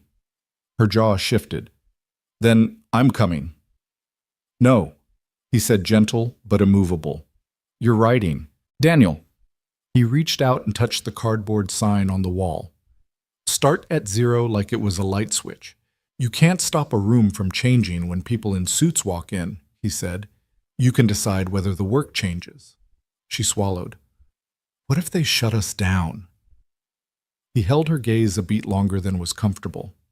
"Then we write in the margins." At 3:10, the main office hummed with the end-of-day chaos, phones ringing, a secretary shuffling bus passes, the machine by the door spitting late slips like white confetti. Principal Hayes' tall khaki stiff tie, a shade too proud, stood in his doorway with a folder under one arm. Beside him, the head of facilities leaned on the counter, like he owned the building because his keys could open any door.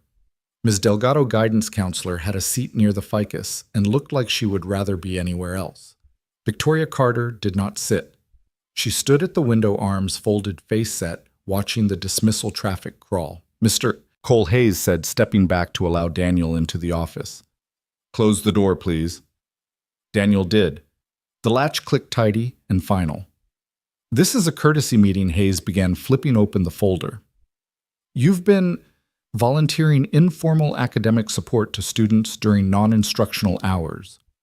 "Working with them," Daniel said. He didn't sit. "Working," Hayes repeated carefully. "Without authorization, without certification, without a curriculum approved by this institution. We have to consider liability. Kids from my caseload are in that circle," Ms. Delgado said quietly, not looking at Victoria. "They are safer in that room than in most places in this building. It's not a club, it's a lifeline." Facilities coughed. "We got concerns about an employee using the East Wing for anything but custodial duty. Insurance, too. And there's the matter of optics," Hayes added, and the word hung heavy in the air. "A circulating photo of a custodian running what looks like an unsanctioned class. The community." "What community?" Ms. Delgado cut in heat, rising in her voice. "The kids who never see themselves on the brochures?" Hayes's look told her to fall back. Victoria's expression didn't change. She might as well have been carved from the window frame, except Daniel saw, just for a second, the way her fingers tensed against her elbows. "We are placing you on temporary suspension from any mentoring activity," Hayes said, at last voice turning official. "You will continue in your custodial role. You will cease meeting with students, effective immediately. Suspension." Daniel repeated, tasting the word like a chipped tooth. He nodded once. "Understood." Emma burst in then, because of course she had her ear to the door. The secretary reached too late for the handle. Emma was already there, cheeks flushed, notebook clutched like evidence. "You can't do this," she said. Eyes locked on Hayes, then flicking to her mother. "He's the only reason I'm passing anything," Emma Victoria warned, tone low. "Not here. No, Mom. Here." She stepped further into the office, planting her feet on the cheap carpet like a claim. "You want optics? Here's one. Your daughter failing in public until a man pushing a mop gave her a way to breathe." Hayes stiffened. Facilities stared at a spot over her head. Ms. Delgado's hands twisted in her lap. Daniel put a hand on Emma's shoulder pressure, just enough to anchor, not enough to restrain. "It's okay," he said. "This isn't our fight." "It is," she said, voice cracking. It's my life. He absorbed that, then looked at Hayes. Do I need to turn in keys? Hayes hesitated. Power liked when the other person flinched. Daniel wasn't. Keys to the library for now, Hayes said, fishing a manila envelope from a drawer. Daniel reached into his pocket and set 2 tarnished keys on the desk. They made a lonely sound on the wood. He didn't look at Victoria. He didn't look away from her either. Something passed between them. Recognition may be the kind that flares when 2 people realize they are both choosing less than what they could take. Mr. Cole Hayes said, relief seeping into his tone now that the ritual had a shape. I appreciate your cooperation. Daniel nodded once. I appreciate their courage, he said, tipping his head toward the door, toward whichever kids were out there right now thinking a hallway might swallow them whole. He guided Emma out with him. In the reception area, Priya and Luis were waiting like they'd been holding their breath for 10 minutes. Priya's eyes were already wet. Luis stared at the envelope in Daniel's hand as if it contained a verdict. Well, Luis asked. Daniel held up the envelope. I'm benched. Priya made a sound like a gasp folded into a sob. Emma stepped between Daniel and the world, ready to make herself into a wall. We can fight this, she said. We can, my mom? She looked back through the glass at Victoria, still and precise as a chess piece that moved only when it meant to win. No one fights better than paperwork, Daniel said, and there was no bitterness in it, only fatigue. But paper can't stop a pen that knows where it's going. What does that even mean? Luis asked, half mad, half desperate. It means this isn't church. Daniel's voice was quiet and firm, like the floors under their feet. Your writing doesn't need a priest to make it holy. It doesn't need applause. It needs you in a chair with 10 honest minutes and the guts to hate the first draft. Emma blinked fast. Say you'll come anyway. Say you'll keep meeting us, please. He looked at her at the green notebook with its edges softened by hands, at the girl who had walked in with sunglasses as armor and now stood with nothing but her raw voice and a circle of kids. He could have said yes and meant it and lost his job by morning. He could have said no and watched her crumble in a way he might not be able to fix later. Right, he said instead. Just the one word. You keep writing. I don't need to be in the room for that to be true. His daughter Lily trotted up then from where she'd been coloring in a chair by the copier, oblivious to the adult weather. Dad? I drew another circle, she announced, holding it up. The O was wildly lopsided. The letters around it staggered, but brave. Start at 0, it said again, as if the world might forget. Daniel smiled at her, and the smile cracked something in Emma's chest. Looks like a revolution, he said. They walked together down the hallway, Emma, Priya, Luis, Lily skipping between them. Daniel a half step behind like a shepherd counting heads. Teachers passed not seeing. Josh leaned against a locker and flicked his eyes over the group like they were a headline he'd already mocked. Where's your mop club now? He stage whispered. 2 of his friends snickered. Emma stopped. Every cell in her body prepared for the old combustion, but the cardboard words were louder than the sneer. Right here, she said, tapping her temple with the end of her pen. Right here, she repeated, tapping the green notebook. She met Josh's gaze. You can't suspend that. Josh opened his mouth for the next line and then somehow lost it. Emma turned and kept moving. Back in the library, the circle of chairs looked wrong without Daniel leaning on the windowsill, thermos in hand. The room felt a size too big. Emma stood where he usually did. 10 minutes, she said, throat tight. Write the first sentence you're afraid to admit is yours. Luis looked at the whiteboard. The marker squeaked under his hand. Fail forward. Priya set the timer on her phone and slid it face down under the table exactly the way Daniel taught them. Lily took her place by the cardboard sign and drew another crooked O inside the first, a second circle like a promise. They wrote, not better than before, not braver, not cleaner, just as if the act itself were the point. Words tumbled clumsy and alive, and the room began to feel like itself again, just slightly rearranged to make space for the empty that his absence made. When the timer chirped, no one moved right away. Luis said, I hate this. Priya said, me too. Emma said, good, surprising herself with the steadiness of it. She swallowed. Means it's working. At home that night, the Carter mansion sounded like a museum again, quiet, curated to make you feel small. Emma sat cross-legged on her rug, the green notebook open to a blank page that looked like a dare. She tried to write about what had happened, and the sentences came out like apologies. She tore the page free and started over. If the world only listens to titles, she wrote slowly, maybe the only way to be heard is to erase mine. She stopped and stared at the line. It scared her. It comforted her. It felt like stepping to the very edge of the tile and looking over into the dark. Down the hall, Victoria stood in her study with the lights-off phone glowing cold in her palm. Hayes had sent a follow-up suspension enacted. Monitoring continues.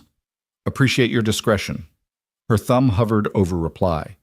Instead, she opened the photo she'd taken through the wired glass that morning. Emma's face lit with the kind of effort money couldn't fake. She enlarged it until the pixels climbed apart a mosaic of a girl she had made and could not control. She put the phone down and pulled open the bottom drawer. Inside alphabet charts, a text-to-speech device she hadn't switched on in years, a large print novel with the spine barely cracked. She touched them and then let go as if they were hot. In the East Wing. Long after the building emptied and the automatic lights cut out, Daniel walked the hallway with a push broom instead of a mop, the old school smell rising in waves. He paused by the library door and laid his palm against the cool glass. On the other side, cardboard letters waited in the dark. He whispered, not sure if he was praying or promising, start at 0, and then kept sweeping because the floor needed him, and so did a dozen kids who thought they were alone until a circle made them otherwise. Tomorrow, he wouldn't be in the room, but the work would be. Night draped the Carter mansion like a velvet curtain, muffling the house's expensive quiet until even the grandfather clock seemed to breathe softer.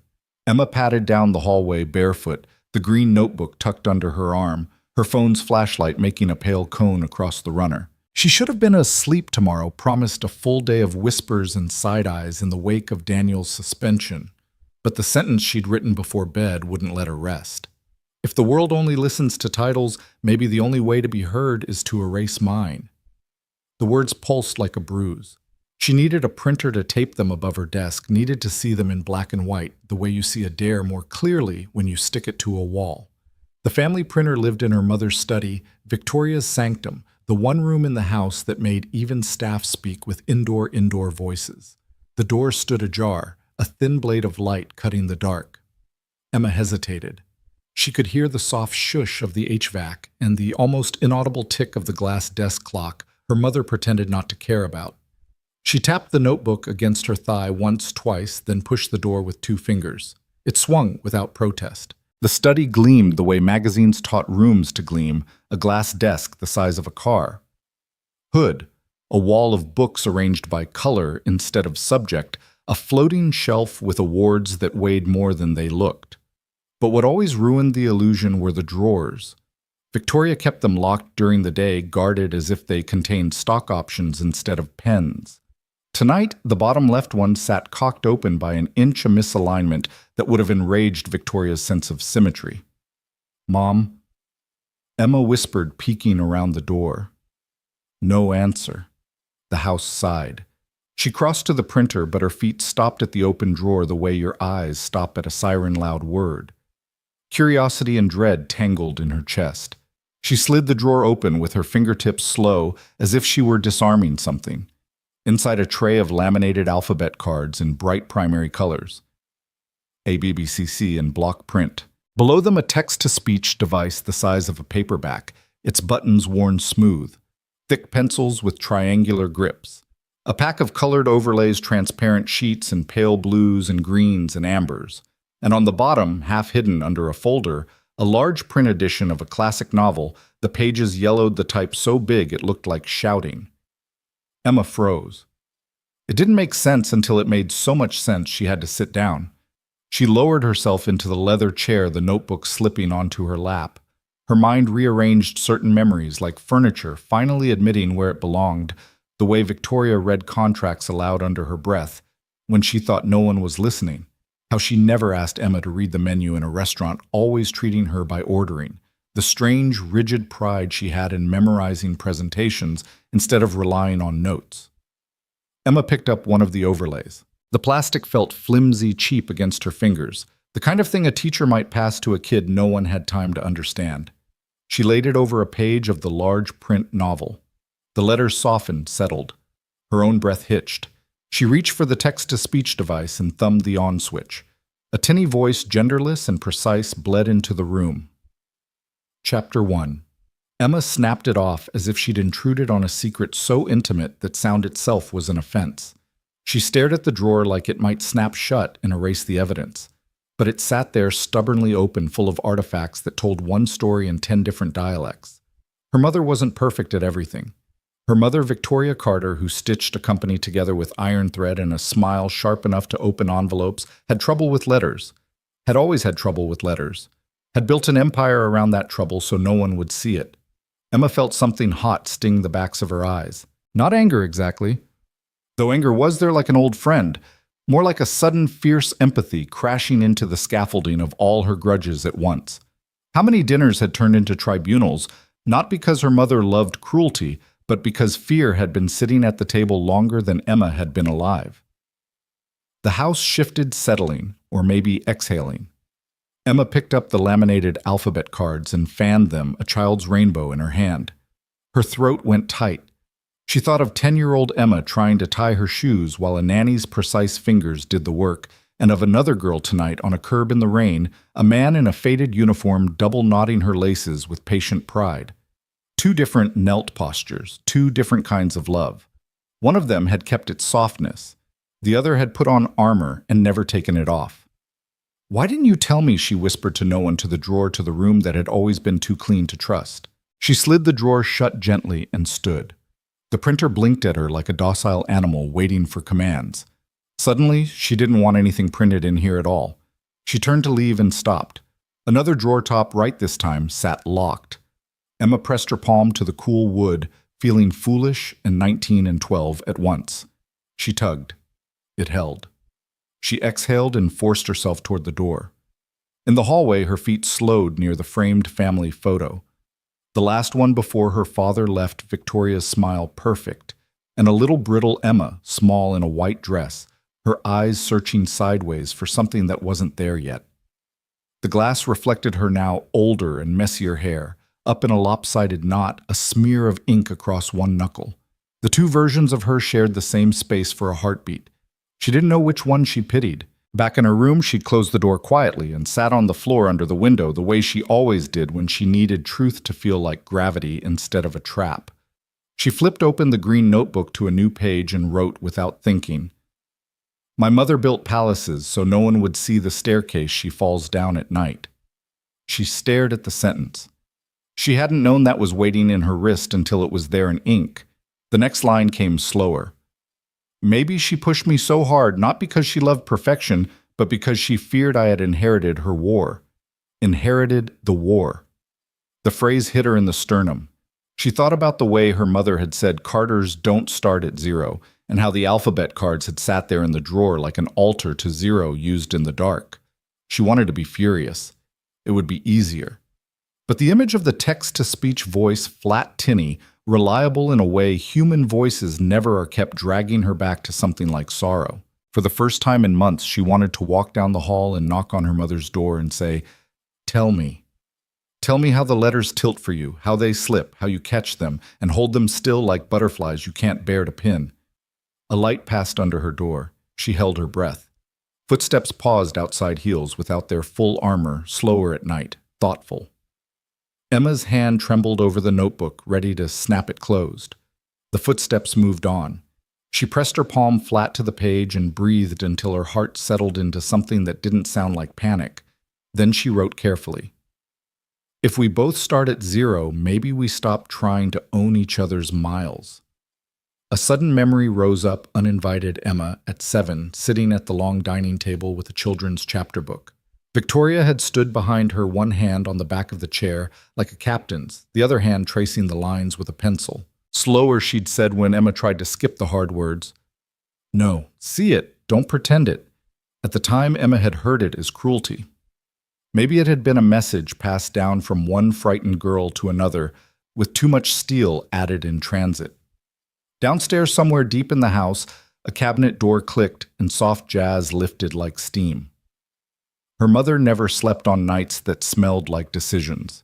On those nights, Victoria moved through the study like a ghost employing a body, reading contracts out loud, letting the syllables do their work in the air, even when the page refused to pay her the courtesy of lying flat in her head. Emma stood again before she could talk herself out of it. She opened her door and stepped into the hall, the notebook tucked against her ribs like a shield. She made it 5 steps toward the study and stopped. The slice of light under Victoria's door was enough to make her throat close. "Not tonight," a voice in her said. "Not because you're afraid, but because you finally know this is bigger than a midnight confessional." Daniel's voice threaded in after it, low and patient. "The right thing never begs for applause. Keep laying down the words." She returned to her room and sat once more. She copied the line she'd written before "Ats, if the world only listens to titles." And then under it, bold and deliberate, added, "Start at 0 was never an insult. It's permission." She closed the notebook and pressed it to her chest until the paper warmed. Then she slid it under her pillow like a child might hide a treasure and lay back, eyes on the ceiling's dim geometry. Sleep took a long time to find her. When it did, it threaded her dreams with low voices at a library door, a curved shoelace resting against a small sneaker, a deck of alphabet cards that refused to stay hidden in a drawer. In the morning, she would not be able to unknow what she had learned. In the morning, she would ask. She would not let Victoria rewrite the night into something tidy. But for now, while the house held the last of its quiet, and the sky beyond her window softened toward gray, Emma let the truth sit without trying to weaponize it. It felt like holding a bowl with both hands. Across the hall, Victoria stood in her study with the lights off. Eyes closed, fingertips resting on the edge of the same drawer Emma had touched. She had not heard the device speak, had not seen the cards go out and back. But some rooms change you if you wait outside long enough, and tonight on either side of a hall built for distance, a mother and a daughter kept company with the same secret. Tomorrow, they would test whether it could turn into a bridge. The next morning broke with a sharp wind off the river, rattling the windows of Ridgeview Academy like an omen. Emma walked through the gates with her chin tucked into her collar, the green notebook heavy in her bag, the memory of the open drawer pressing against her ribs like a bruise. By first period, the air was already thick. Daniel was gone suspended indefinitely. The students in the secret circle carried themselves like half a body without its spine. Luis slouched so deep into his hoodie he looked folded in half, and Priya traced invisible circles on her desk, as if sketching the words she couldn't say aloud. Even Emma's smile, which had begun to bloom in those weeks of failure practice, wilted at the edges. Ms. Franklin handed back another test. Emma saw the grade before she even pulled the paper all the way free, 74 scrawled in red. Not a miracle, but not failure either. She slid the test under her notebook before the class hawks could crane their necks.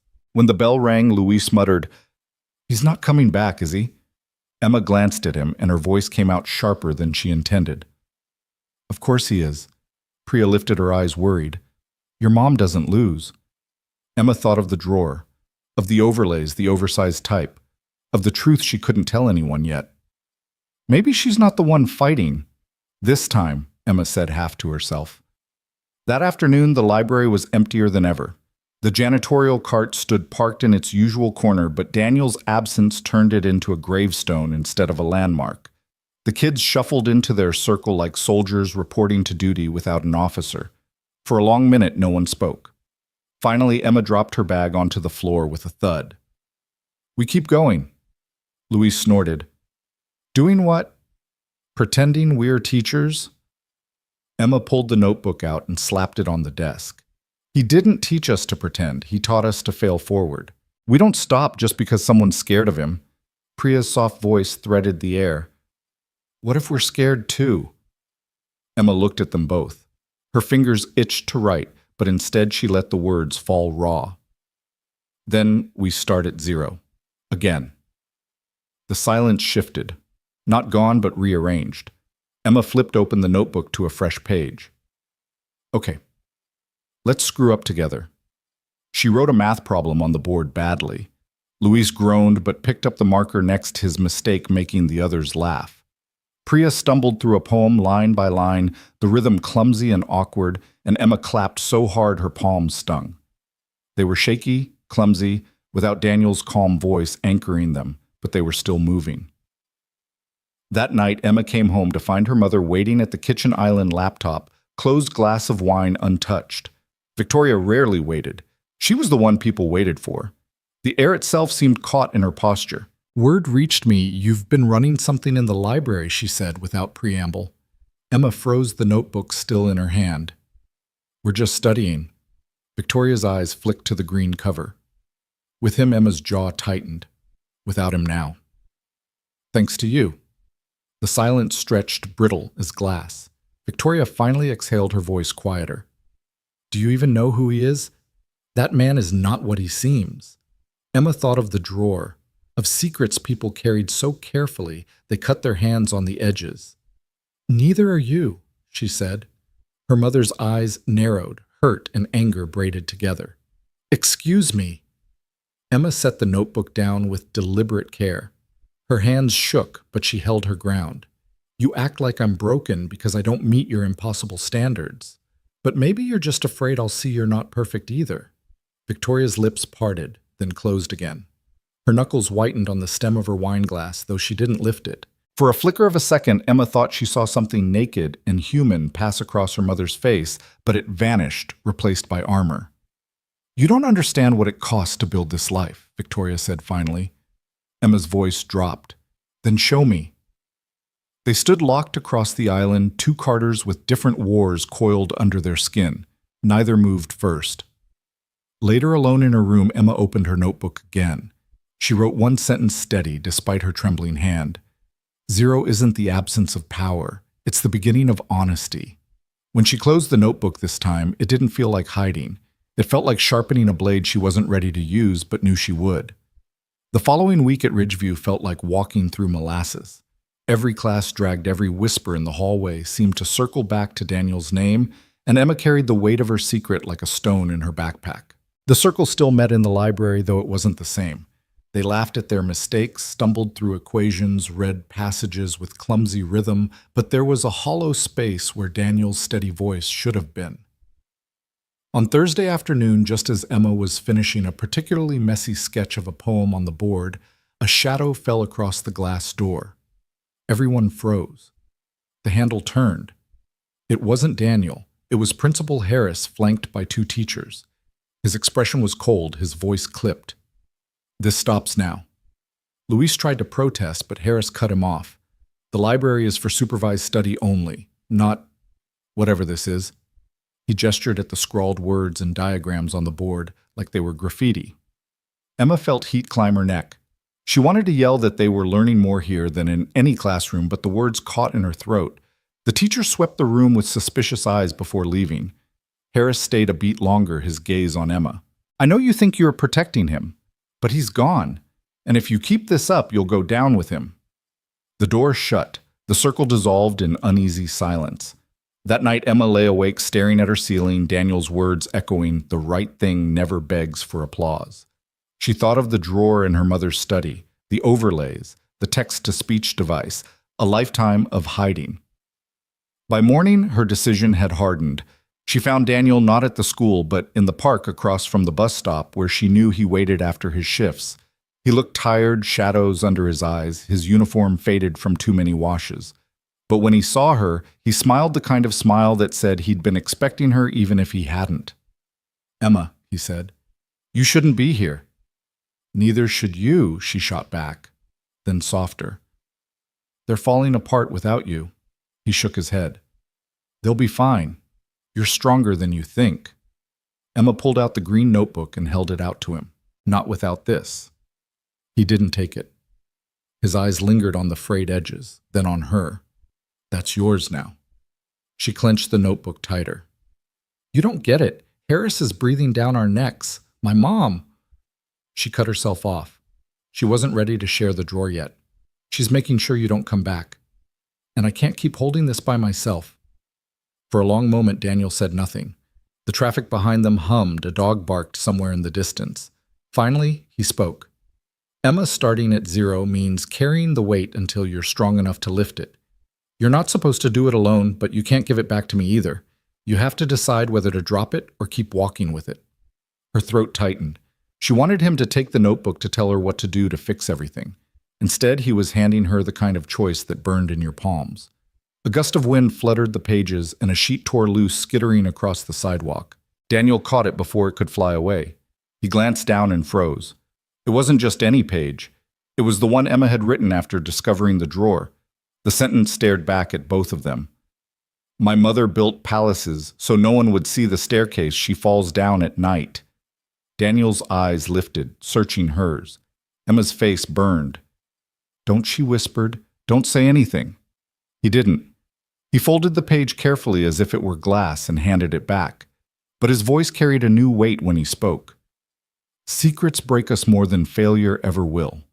When you're ready, you'll know what to do with this. Emma shoved the page back into the notebook, her heart hammering. She hated that he saw her secret, but she hated more how relieved she felt that someone else carried even a corner of it now. They sat on the bench for a while in silence. When Emma finally stood, Daniel said only one thing. Whatever happens, remember 0 isn't where you stop. It's where you begin again. She walked home with the notebook pressed to her chest, the folded page whispering inside it like a loaded chamber. At dinner, Victoria was uncharacteristically quiet, her eyes on her glass of water instead of her daughter. Emma almost blurted everything about the circle, about Daniel, about the drawer, but the words caught on the barbed wire of fear between them. Instead, she said nothing. Later that night, she slid the folded page out, smoothed it flat, and pinned it to her wall above her desk. The words stared back in the dim lamplight palaces. Staircase at night. For the first time, Emma felt like the wall wasn't just decoration. It was a challenge. Tomorrow, she thought. Tomorrow I stop pretending. Friday arrived with an edge, the kind of brittle cold that made every sound carry sharper through the halls of Ridgeview. Emma stepped through the glass doors, the green notebook tucked under her arm, her chest tight with a decision she hadn't dared to say out loud even to herself. The whispers hit her before she reached her locker. That's her, someone hissed. The Carter girl who hangs out with the janitor. Emma kept her eyes forward, fingers trembling as she spun the lock. The metal clanged too loud in the hush, and she bit her lip until the copper taste of blood steadied her. Luis caught up to her by second period. His hood was pulled low, his voice pitched tight. He's not coming back, Emma. Harris is done with him. Your mom, too. Everyone says he's finished. Emma snapped her locker shut. Then we're not finished. Luis shook his head. You're crazy. This isn't just about failing forward anymore. They're coming for us. She glanced down the hall where Harris stood speaking to 2 board members, his eyes flicking toward her like a hawk's. Then let them come. That afternoon, the circle met again, though the tension pressed heavier than the books on their desks. Priya's hands shook so badly her tea spilled, staining the notebook covers stacked beside her. Luis muttered curses under his breath, eyes darting at the door every time it creaked. Emma stood at the front, notebook open, heart pounding. I'm done hiding, she said. We don't need permission to learn. We don't need a teacher to tell us it's okay to fail. We already know. Luis barked a humorless laugh. And what about Harris? He's watching us like we're criminals. And your mom? You think she won't shut you down too? Emma's hand tightened around the marker. She turned to the board and scrawled one word in huge letters, 0. This is where we start, with nothing. They can't take that away unless we let them. The kids stared silent. Then slowly, Priya reached for her notebook. She scribbled down the word 0 in shaky letters, then underlined it twice. Luis rolled his eyes, but he picked up his pen. The air shifted. Not triumphant, not safe, but alive. That night, Emma walked home through the frozen dusk, the notebook heavy in her bag. The Carter mansion glowed ahead, all polished glass and immaculate hedges, but she felt none of its warmth. Her mother was waiting in the study, as if she had known Emma's steps would lead her there. Victoria closed the drawer as Emma entered, though Emma caught the faintest glimpse of the overlays tucked inside. Their eyes met like 2 swords clashing. You're reckless, Victoria said without greeting. Do you know how fast one whisper about our family spreads in this city? About me, about you. Emma stood straighter, her fingers trembling but her voice firm. Maybe that's why you hide everything. Maybe that's why you've been hiding yourself. Victoria's lips thinned. You don't understand what I've had to build, what it cost me. If you knew. She stopped, jaw tightening. Emma's heart hammered. This was it. The line between silence and truth. She stepped closer. Then tell me. For a flicker, Victoria looked almost fragile, the iron mass slipping, but then it snapped back in place. I don't owe you my scars, she said coldly. Emma's throat ached, but she lifted the notebook from her bag and set it on the desk, the folded page with her secret still nestled inside. And I don't owe you my silence. She turned and walked out before her mother could answer. Upstairs in her room, Emma pinned another sentence to the wall. Her handwriting was sharp, jagged. 0 is not the absence of power. It is the choice to begin anyway. She stared at it, chest heaving. Tomorrow, she thought again. Tomorrow, I stop pretending. But this time, the word tomorrow no longer felt like a whisper. It felt like a promise. The flyer went up on Monday, heavy cardstock taped to the main stairwell, under the glare of a trophy case, Ridgeview Annual Speech Contest Theme Voice and Identity. A line of smaller text promised scholarships, a gold-plated plaque, the whole polished future.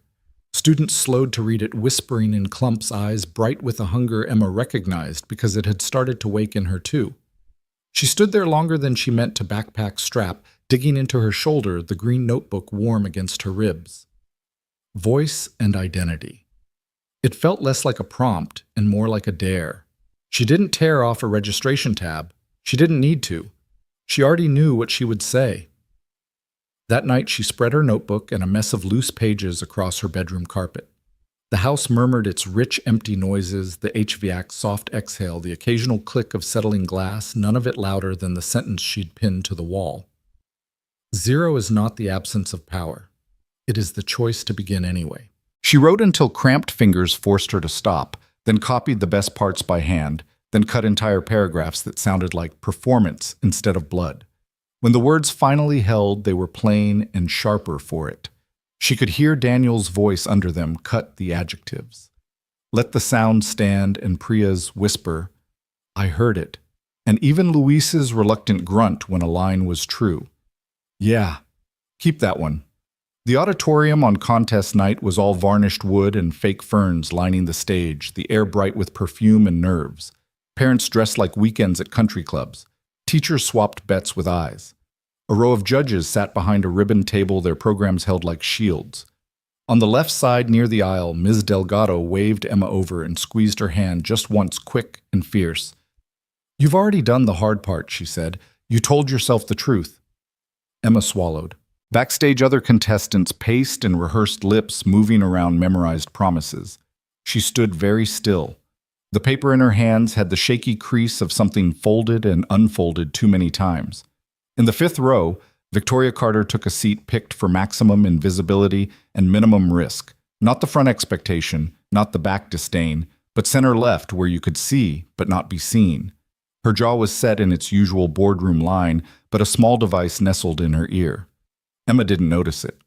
Daniel did from his post near the exit sign's red hum. He stayed in the shadow cap pulled low uniform too clean for an evening. Lily's small hand was in his. She refused to miss the brave girl's speech, as she'd been calling it all week. When she started to wave at Emma like she was signaling a plane, Daniel gently lowered her arm. After he whispered, We clap after. Principal Hayes, not Harris.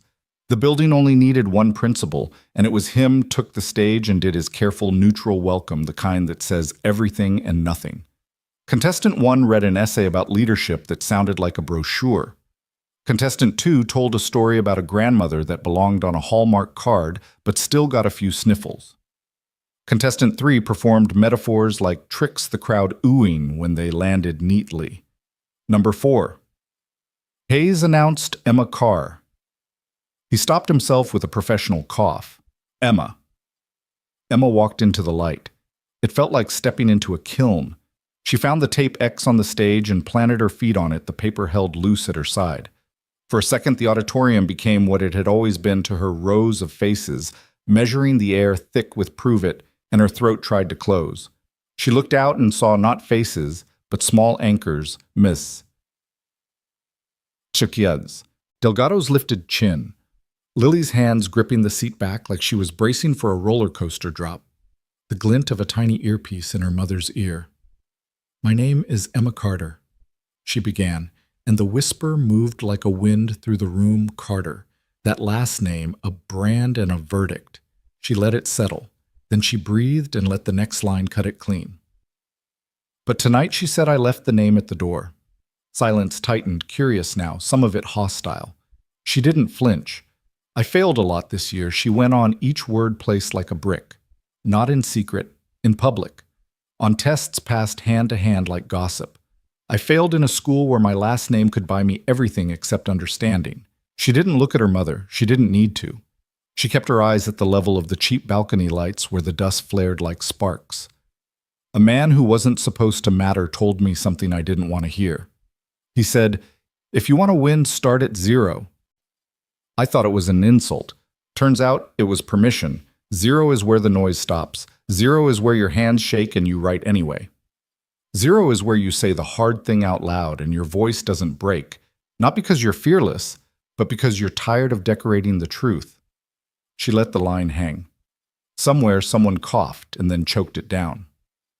"I could tell you a story about a girl with a famous mother," she said, softer now, letting the edges show. "About marble floors and the sound of heels like judgment. About a drawer full of alphabet cards and a machine that reads out loud when the letters won't line up. I could tell you how we both learned to hide just for different reasons." In the fifth row, Victoria stopped breathing. The device in her ear translated her daughter's cadence into clear sound, every pause a rung on a ladder she'd been too proud to admit she needed. "But the story isn't about the name," Emma said. "It's about the work, writing words until they stop lying. Failing on purpose until fear gets bored and leaves. Letting go of applause because winning the moment isn't the same as winning your life." She looked down at the paper for the first time, not to read, but to steady herself. Then she folded it in half and set it on the floor. Her hands were empty now. "If you see me," she said, voice steady as the floorboards, "don't see a Carter. See a kid who started at zero and is willing to start there again tomorrow. See the janitor who mopped more than floors. See the kids who sat in a circle and clapped for each other's worst attempts. See all the names we left at the door so we could pick up our voices." She stepped back from the mic. For a second, the room resisted, muscles clenched against an unfamiliar kind of honesty. Then Priya, dead center, 2 rows behind the judges, started clapping, too loud at first. Then Luis palms like drumheads. Ms. Delgado stood. Lily whooped like she'd just watched someone stick a landing. The applause spread in a wave that found even the polite hands and made them real. In the back, Daniel did not clap right away. He exhaled. The exit sign washed his face in red, and he looked older and lighter than he had in months. When he did bring his hands together, it was with the measured rhythm of someone acknowledging work done right, not a miracle granted. From her aisle seat, Victoria pressed 2 fingers to the device in her ear, as if to quiet it and hear the room raw. She stood too. Not first, not last. When Emma stepped off stage and disappeared into the curtain dark, their eyes met across the aisle, no acknowledgement, no nod, nothing performative. Just a thread taut and thin and new. The program moved on. Finalists announced, polite speeches made, but for Emma the night split in 2 before she said it, and after. Across campus, in a room that smelled like coffee and policy, the school board gathered. A long table, careful water pitchers, a printed agenda with an item near the bottom. Discussion. Unapproved after school. Writing Group East Wing Library. Principal Hayes did his due diligence liability chain of command photos that made people in suits shift in their chairs. The head of facilities recommended immediate cease and desist. Miss Delgado spoke last from the gallery seats, not quite invited to the table, her voice calm and edged with steel. "They're not breaking anything," she said. "They're building something. If we can't see the difference, that's on us." "Let's hear from the employee," a board member said.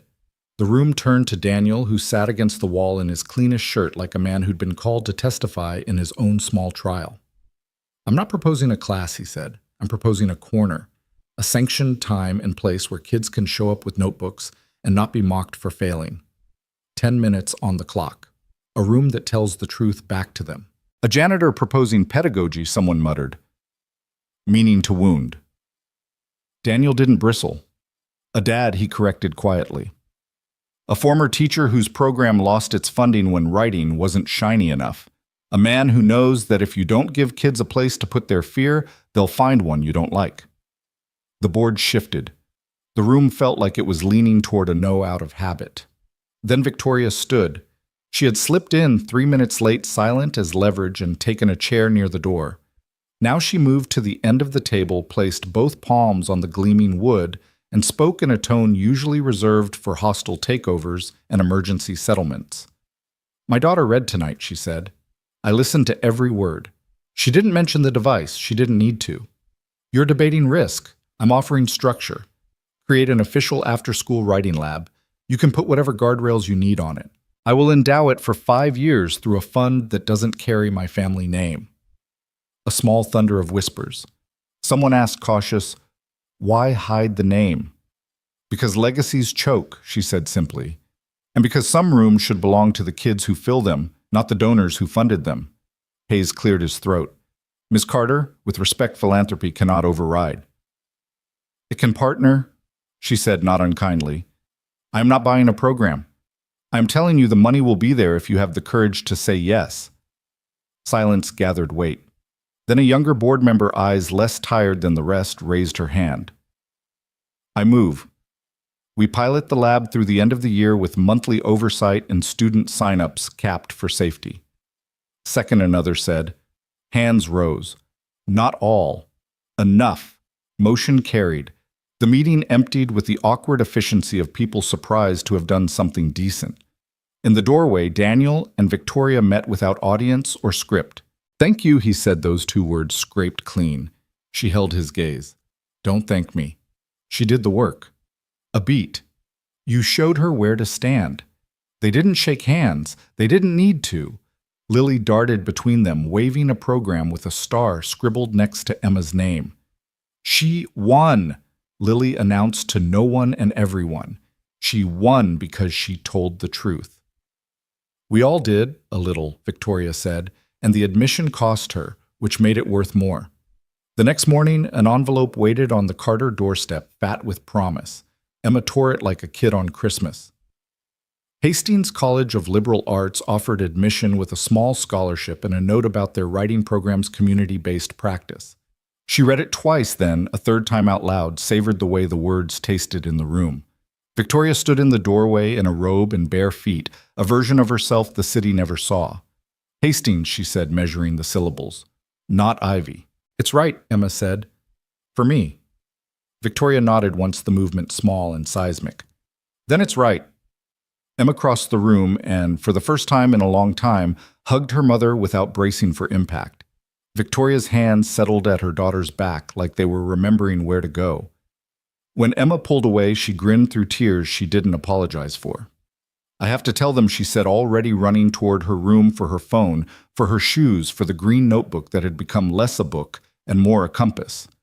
Across town, a custodian propped a door with a rubber wedge and started setting out chairs in a circle, counting under his breath while the floor dried.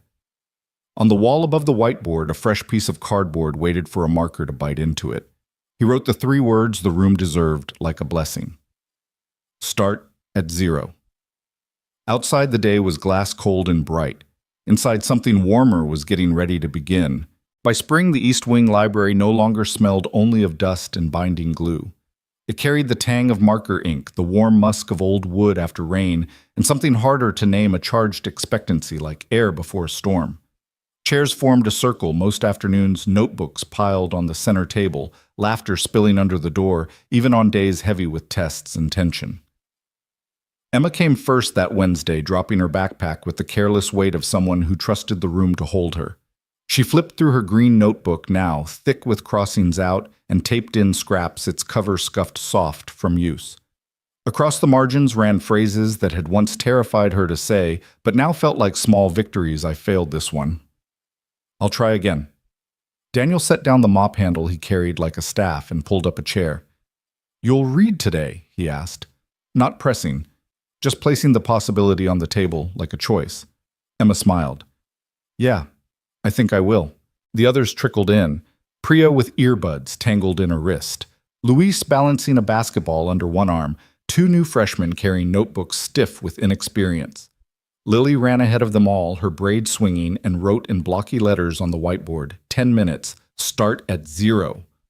When Emma read, her voice no longer stammered. The words carried weight, landing with the kind of silence that meant everyone in the room was listening. It wasn't a performance, it was survival turned into music.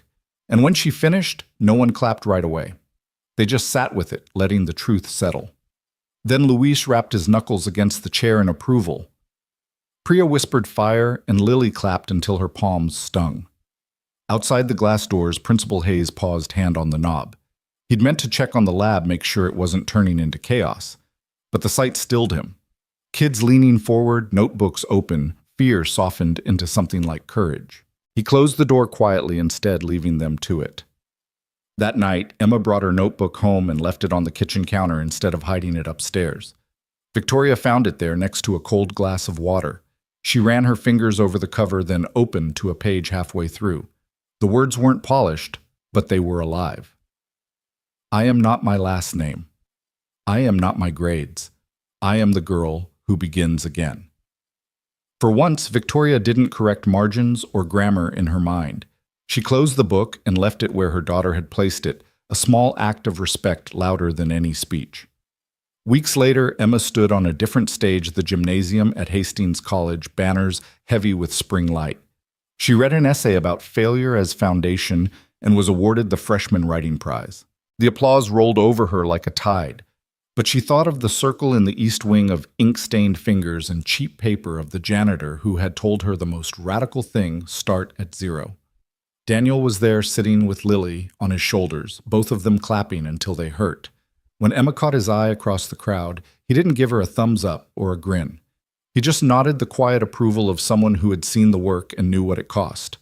Later in the parking lot, Victoria joined them. She carried no entourage, no tailored armor, just a bouquet too large for her hands. She offered it without words, and Emma took it, laughing through tears. Daniel held the car door open for both mother and daughter, a small courtesy that felt like a bridge. On the drive back, Lily leaned forward from the back seat. Does this mean we don't have to start at 0 anymore?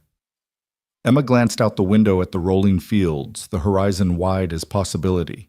No, she said softly. It means we get to start at 0 every time we need to. Victoria reached over and squeezed her daughter's hand. She didn't let go. In that moment, the world was not marble floors or headlines or balance sheets.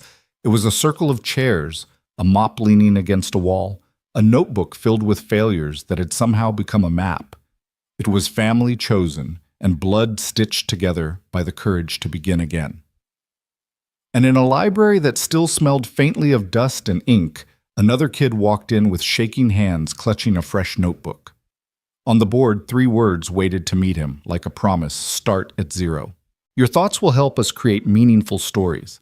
And if you want to hear more powerful healing stories like this, don't forget to subscribe to the channel. Click the bell icon so you don't miss any new episodes. And most importantly, share this video with people who need a little hope today. Thank you so much for your time. We hear you, we listen to you, and we are honored to tell these stories for you.